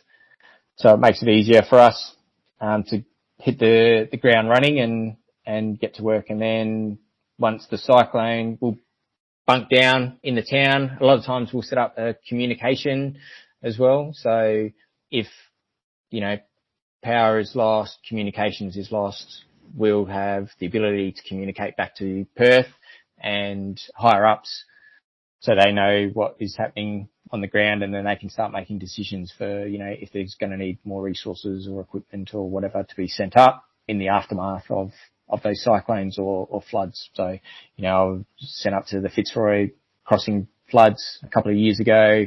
We were working quite heavily with defence that got sent there because it's just such a large area that was flooded, and access, all the roads are lost and all this sort of stuff. So the only way to get around was via helicopter. And so that was, for me personally, that was a kind of cool moment, getting to work with defence again and working with the loadies. And I was running a team and, come up with a plan with the loadies and the pilots and what we need to do and what we need from them. And they, tell us what they can provide, and work closely with them and work with the defence, and which is really great. And it's always great working with them because they're, great bunch of people. And I've worked with the Pilbara Regiment as well. So that's one of the regiments that is based up in the north of WA. And I was actually a member of the Pilbara Regiment when they're a North Force regiment, aren't they? Yeah, very similar. Yeah. So they just come under a different name, but do basically the same job. So they protect the borders of the northwest of Australia and in a lot of the communities and up in the northwest there, obviously. And patrolmen's mainly, isn't it? Yep. And see, I joined the reserves when I first got over to WA, and it was because I'd moved to WA and I didn't know a lot of people. So I thought, right, I'd go back to my second family, the defence, and I joined the reserves and ended up requested to go to the Pilbara Regiment. And I did a couple of years with the Pilbara Regiment. So that was good. Once again, all these things, my path, or my career path, my life path, have sort of all been intertwined, and which has worked out well for me. And a lot of it's, by chance or by luck or whatever, but they sort of work together really well. And that's probably another thing that I think I'm a big advocate of ex-defence moving across to the fire brigade or the emergency services. I think we bring a lot to that space. You know, we know how to follow rules. We are, you know, regimented, but we also can use our initiative, and we can, you know, great problem solvers. We're used to working in arduous conditions, away from families, being on short notice to move, you know, dealing with a lot of things that, you know, a lot of people that don't have to deal with injuries and, you know, war zones and all that sort of stuff. You know, you go to some of these car accidents and looks like a bomb's gone off, and so you're dealing in that sort of space a lot. And the people that work well in small teams and know that they're going to be, you know, if you're deployed for 6 months, you're working with those same people for that whole time. So you need to find a way to get along. You might not be best mates, but you need to work well together to achieve the outcomes. And so that's all things that sort of defence can bring. And that's why one reason why I actually wear my medals from defence on my uniform. And it was an old fiery. He was ex-Vietnam, and he said, "Oh, Dylan, you were in the Defence Force. How come you've got some medals, you've got deployed and, you know, this sort of stuff, and how come you don't wear your medals?" And I said, "Oh, you know, I just don't think it's the time and place, and, you know, that was my past life. I've moved on, and, you know, I'm in a new career and this sort of stuff, and I wear it obviously for Anzac Day and, you know, that sort of stuff." But he said, "No, this is where you need to wear it, because this will show, you know, higher up and managers and that sort of stuff and recruiting that there's ex-defence and they're doing a great job in the fire brigade. And so you're basically advertising for ex-defence to get in the job." Absolutely. And then after he, you know, explained it like that, I was like, what am I doing? I need to get him on. Excuse me, I just need a drink. Yeah, right. Yeah, so that's why I do it. And so that's one of the things I'll say to, you know, ex-defence guys or girls that I meet that are in the job, and no, you know, put them on, because you're the next recruiting poster, or you're out at the shops, or you're, you know, doing the school visit, or you're out in the street, and, you know, next defence sees you, and they straight away recognise that, and you know, that might be the trigger for them to put in their application and come join the fire brigade or the police force or whatever it may be. So I think that's one thing we can probably do better as veterans, is expose that there is life after the Defence Force, or there is a career after the Defence Force, and these are some of the positions or jobs that, you know, I think ultimately we would be good at. Oh, absolutely, man. Like, this is going to sound weird, right? I can't remember what flight it was. I think I was flying Qantas somewhere. You know, sometimes a pilot comes on and they, you know, say a little bit about themselves. I always like it, and it always makes me feel a little bit safer when they say they were an ex-pilot with the Air Force. You know what I mean? I don't know why, but I'm like, this guy's been through shit. This guy's been through a lot more training than a normal pilot would have. This guy's been under fucking stress. This guy's, you know, I can't remember what they call it, but where they learn to glide a plane down. You know what I mean? They've done all that shit. It just, something in me just goes, I feel a little bit safer. You know what I mean? Yeah. Yeah, that's right. And in the, you know, in the fire brigade space as well, that, you know, there's just over 1,200 career fireys in WA, and so it's not very big, and you pretty much know everyone, or it's, you know, 1 or 2 degrees of separation. But I'll go out and it might be a junior firer that I've never met before or whatever, and I'll see that they're ex-defence, and straight away you can have that unspoken bond. It's a bond. It's a brotherhood, yeah. You know where they've come from. You know what to expect, or you know what I can expect from them. You know that they're going to follow direction. You know that they're going to put in the hard yards. They know, you know, that they can deal with those arduous conditions and that sort of stuff, because that's probably one of the other things that people don't realise, is that when the job's on, the job's on. there's no breaks. There's no coffee break. There's no lunch break. There's no, I'm tired. For more than 4 hours without a break. There's none of that shit. Yeah, there's none of that. There's no barleys.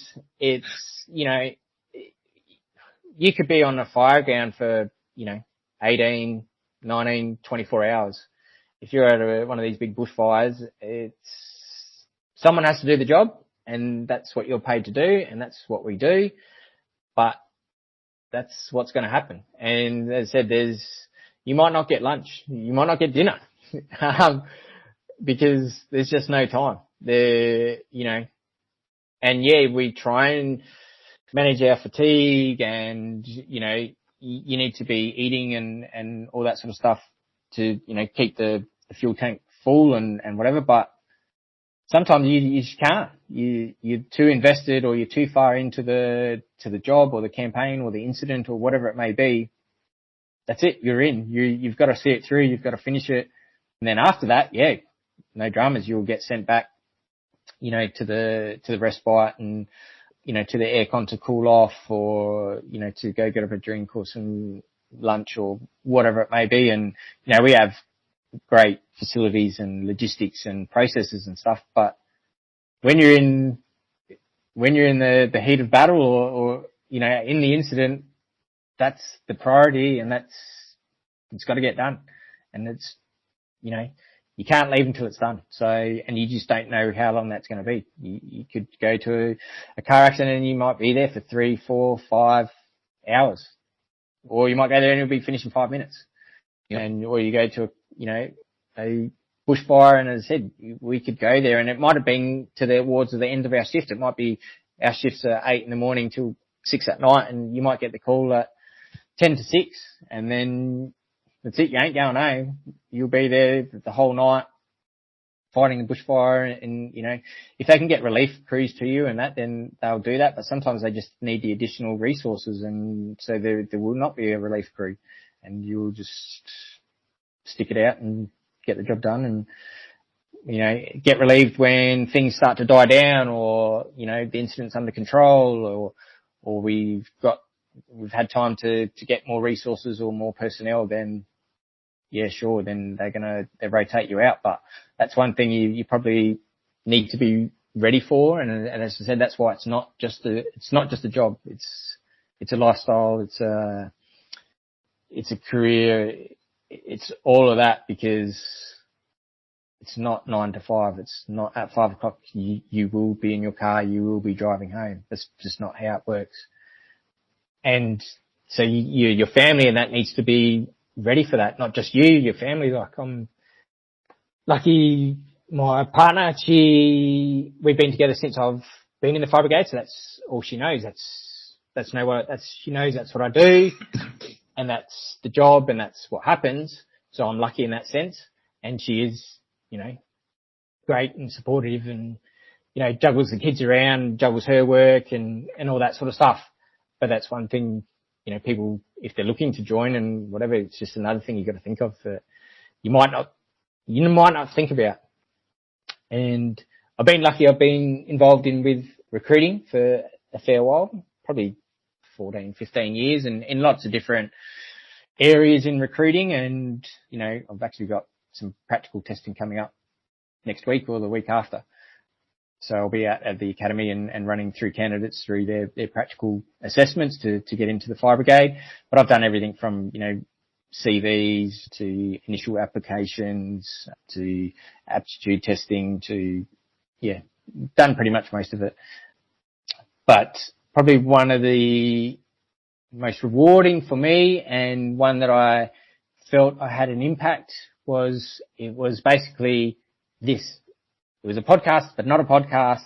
It was candidates that had got down to, the last couple hundred, so just before they were going to interview. And it was basically, they would get in station officers and firefighters, and we would go in and give a talk. And it was like this. There was no script. There was no nothing. It was just tell them what the job is. Yep, this is what you're signing up for in reality. This is reality. This isn't what they put on the application process. This is not what they put on the website. This is what actually happens. So, you would talk about some of the incidents that you go to, and the suicides and and all that sort of stuff. And one of my mates, he had a needle stick injury, and the working the long hours, and the shift work, and being away from family, and some of the mundane jobs, like we clean the station, you clean the toilets. Yep. It's one of the jobs we do. And if you don't want to clean toilets, don't become a fireman. It comes part and parcel with the job, but that's not in the brochure. That's not on the website. So people don't know that.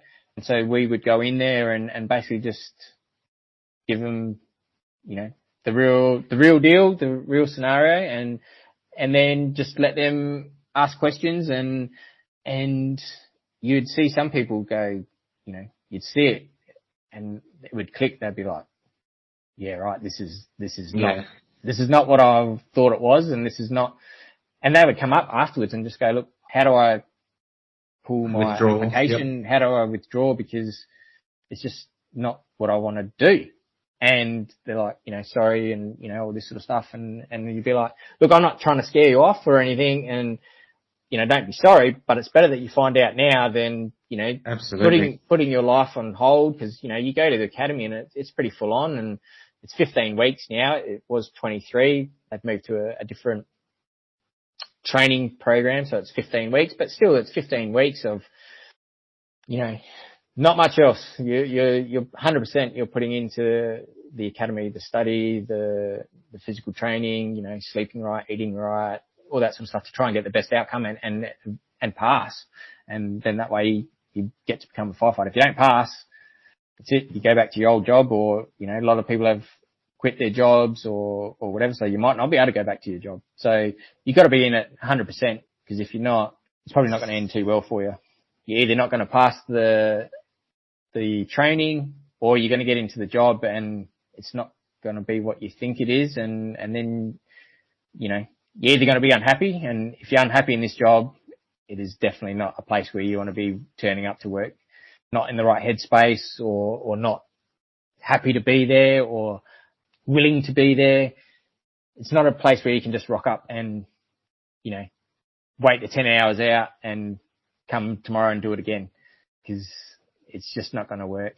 You're not going to be, fulfilling your obligations to the crew, to the community, because they expect a certain, absolutely firefighter to rock up and help them in their worst day of their life. And if you're not in the headspace or you're just doing it for a job or a paycheck or whatever, then they're not going to get the best outcome, and, the crew's not going to work the best it can, and that all adds up. Given all the experiences and everything that you've been throughout your various roles, how do you stay so resilient? What do you do for your own mental health? I think there's a lot of little things that go into it. I don't think there's one thing that works. Well, not for me anyway. I think there's a lot of little things. So, if you go to an incident and whatever, as a crew, we're pretty good at debriefing, and I think that's a really good thing. Sometimes debriefs, they get sort of passed over, or, it's something that you have to do and whatever. But I think it's quite important. And for me, the best way is just finding out what each of the crew did, because you can't see what someone else has done or why they've done it, because we work quite independently to a certain degree, because everyone's got their own job. And so sometimes you might not, there's the pump operator, and he's outside the structure, and there's the two firefighters there inside fighting the house fire, and the station officer, he's outside, he's commanding the incident, and he's safety overwatch, and he's coming up with the tactics and all that sort of stuff. So we're quite separated, so you don't get to see what each person is doing and at what time. And so sometimes you can be thinking, well, why did we do this, or how come we didn't do it this way, or whatever. And a lot of the time it's because it's the split decision, and you've got to make the decision on the spot. And from what you can see at that time, that point, that place, that was the best decision you thought you could you could do for everyone. And if it had been 5 minutes later, you would have maybe not done that. You would have done something else. But if you're not there to see that, you don't know the background of why we may have moved down that path, or we may have done this, or we ran out of water, or whatever it may be, because everyone's got their own job in that heat or that time and space of the incident. So in the debrief, I find it good that we'll basically just get back to the station and we'll sit down and we'll just literally say what we did at the job. And so then everyone can have a clear concept in their mind why we did that decision, or why we did that, tactic, or why we did that type of extrication, or whatever it may be. And so it just gives you that overall picture a little better. And then that can take a lot of the questions away of, well, why did we do this, or how come that, or the outcome was because of this. But if we get it all out in the table, out in the air after the job, and while it's fresh, then everyone can sort of see everyone's thought process and whatever. And so then a lot of the times that, I think, can help. Because sometimes the jobs, they don't go how you want them to go. You can't save everyone, man. Can't save everyone. That's what right. It boils down to. Yep. Yeah. And so sometimes you may start second guessing things and thinking, should we done things this way, or should we done things, a different way? But at that point in time, that was what was decided was the best decision. And so, but to get it out there and say why each person did each part can help, I find. So that's, how about personally? So obviously debriefs are important, but what do you do personally? Do you hobbies to disconnect? Kids, family? Yeah. So kids and family. We don't have any real family over in WA. So the wife, she's not from WA. I'm not from WA. So it's just us.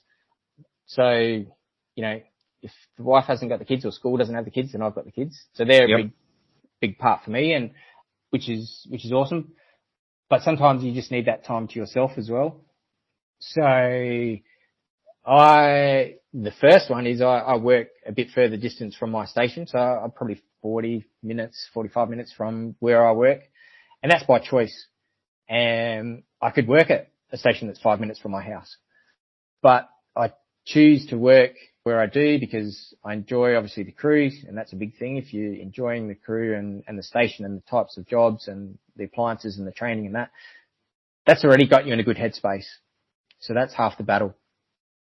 But then I get that 45 minutes to get my head in the game, to be a dad, to be a husband, because you come from work and you might have had a shitty day, or you might have had the best day, and they might have had an average day at school or whatever it may be. So that 45 minutes, I can listen to a podcast, I'll listen to you, I'll, listen to the footy, or I'll just listen to the radio and just chill out, zone out, or think about, the day, or prepare myself for what's going to happen when I get home. It's, getting dinner ready, helping with homework, talking to the wife about her day and being there for her as well. So that just gives me that 45 minutes to myself, just to get myself ready to be there and try and be present at home when I am there. And then also I find the same thing for me, like on my days off. So I did like a soldier on, they run a program. It was a surfing program, and it was like an 8-week block program where, veterans and stuff, and we just caught up and went surfing for an hour. But the beauty was it was booked in. So it was, every Tuesday morning at 8:00. And so I knew that was booked in, and so I would work my family around that, and the wife knew that, okay, she's going to have to drop the kids off at school that day because Dylan's going surfing, and that's his thing, and that's what he's doing. So then I'd go and I'd do that for an hour, and we'd have a coffee afterwards, and so it would be booked in, because a lot of times you just get caught up in work and life and whatever, and it's hard to find that time to, do something for yourself. And it's not being selfish or anything, but I think it's just It lets you appreciate what you've got and making sure you're happy. Because if you're happy, then you're going to come across and be, nice and happy, and for your family, for your friends, for your colleagues. So you need to be happy in your space. And so I find that sort of works well for myself. So I do a bit of metal detecting. I do that. Yeah. And once again, it's just you're by yourself. You're out in the bush. You've got the headphones on, or a lot of times I don't have the headphones on. I just listen to the detector itself. So you're listening to the bush. You're looking and just picking up the little things, and enjoying the simple things and having that time to yourself. Just zoning out. Don't have to think about anything else. Don't have to worry about anything else. And if you find something, that's a bonus. If you don't, that's it. Bad day detecting is better than a good day at work. Yeah, exactly. Finally, knowing what you know now and gone through everything that you have, if you could give yourself some advice for when you're starting off as a firey or in the Defence Force, and this is for other people to listen to that are interested as well, what would you tell yourself? What advice would you give yourself? Do it is the number one thing. If you're thinking about it, that means you want to do it. So if you're thinking about it, make it happen, or at least get the process started. And yeah, you might not be successful, but at least you won't die wondering. So give it a go. And as I said, you make your own luck. So if you're putting in for it and then you go through the process and you become a fireman, then you're probably one of the luckiest person in the world, because I think it's a great job and a great career and great people that we work with. So definitely, if you're thinking about it, put in for it. But then prepare yourself to put in for it. Don't do it half-heartedly. And there's that much information now, like compared to when I joined, there was no YouTube videos, there was no online, any of that. It was, it was literally a handwritten application, and you rocked up on the day and it was, oh, right, this is what we're doing. Okay. And off we go. Whereas now there's so much information that you can get a hold of, and you can watch videos, and you can get, do training programs, and you can, even for aptitude testing or interviews or anything that you may think may be one of your weaknesses, you can get better. You can do training. You can, improve your skills in that area, and that's only just going to, help to get the desired outcome that you want. And then the other one is probably, if and when you get in, is just to remember why you joined and why you want to do it.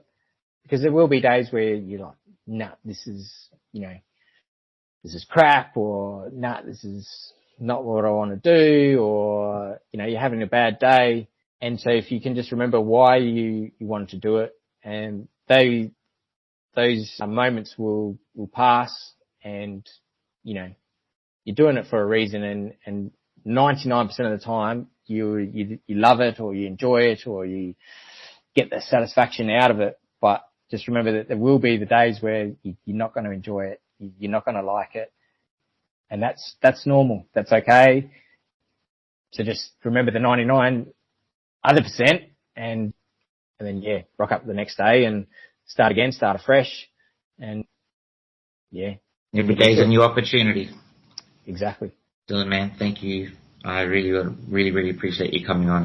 It's been great to chat. You've got some really, really great experiences which you've shared with everyone. So thank you, man. I really do appreciate it. And I'm sure lots of people are going to listen to this and be able to get, that advice from you, share some of these experiences with you, and, a lot of the insights, and hopefully will inspire a lot of people to come down and join the fireys or join defence or consider a career in emergency services. So thank you. Yeah.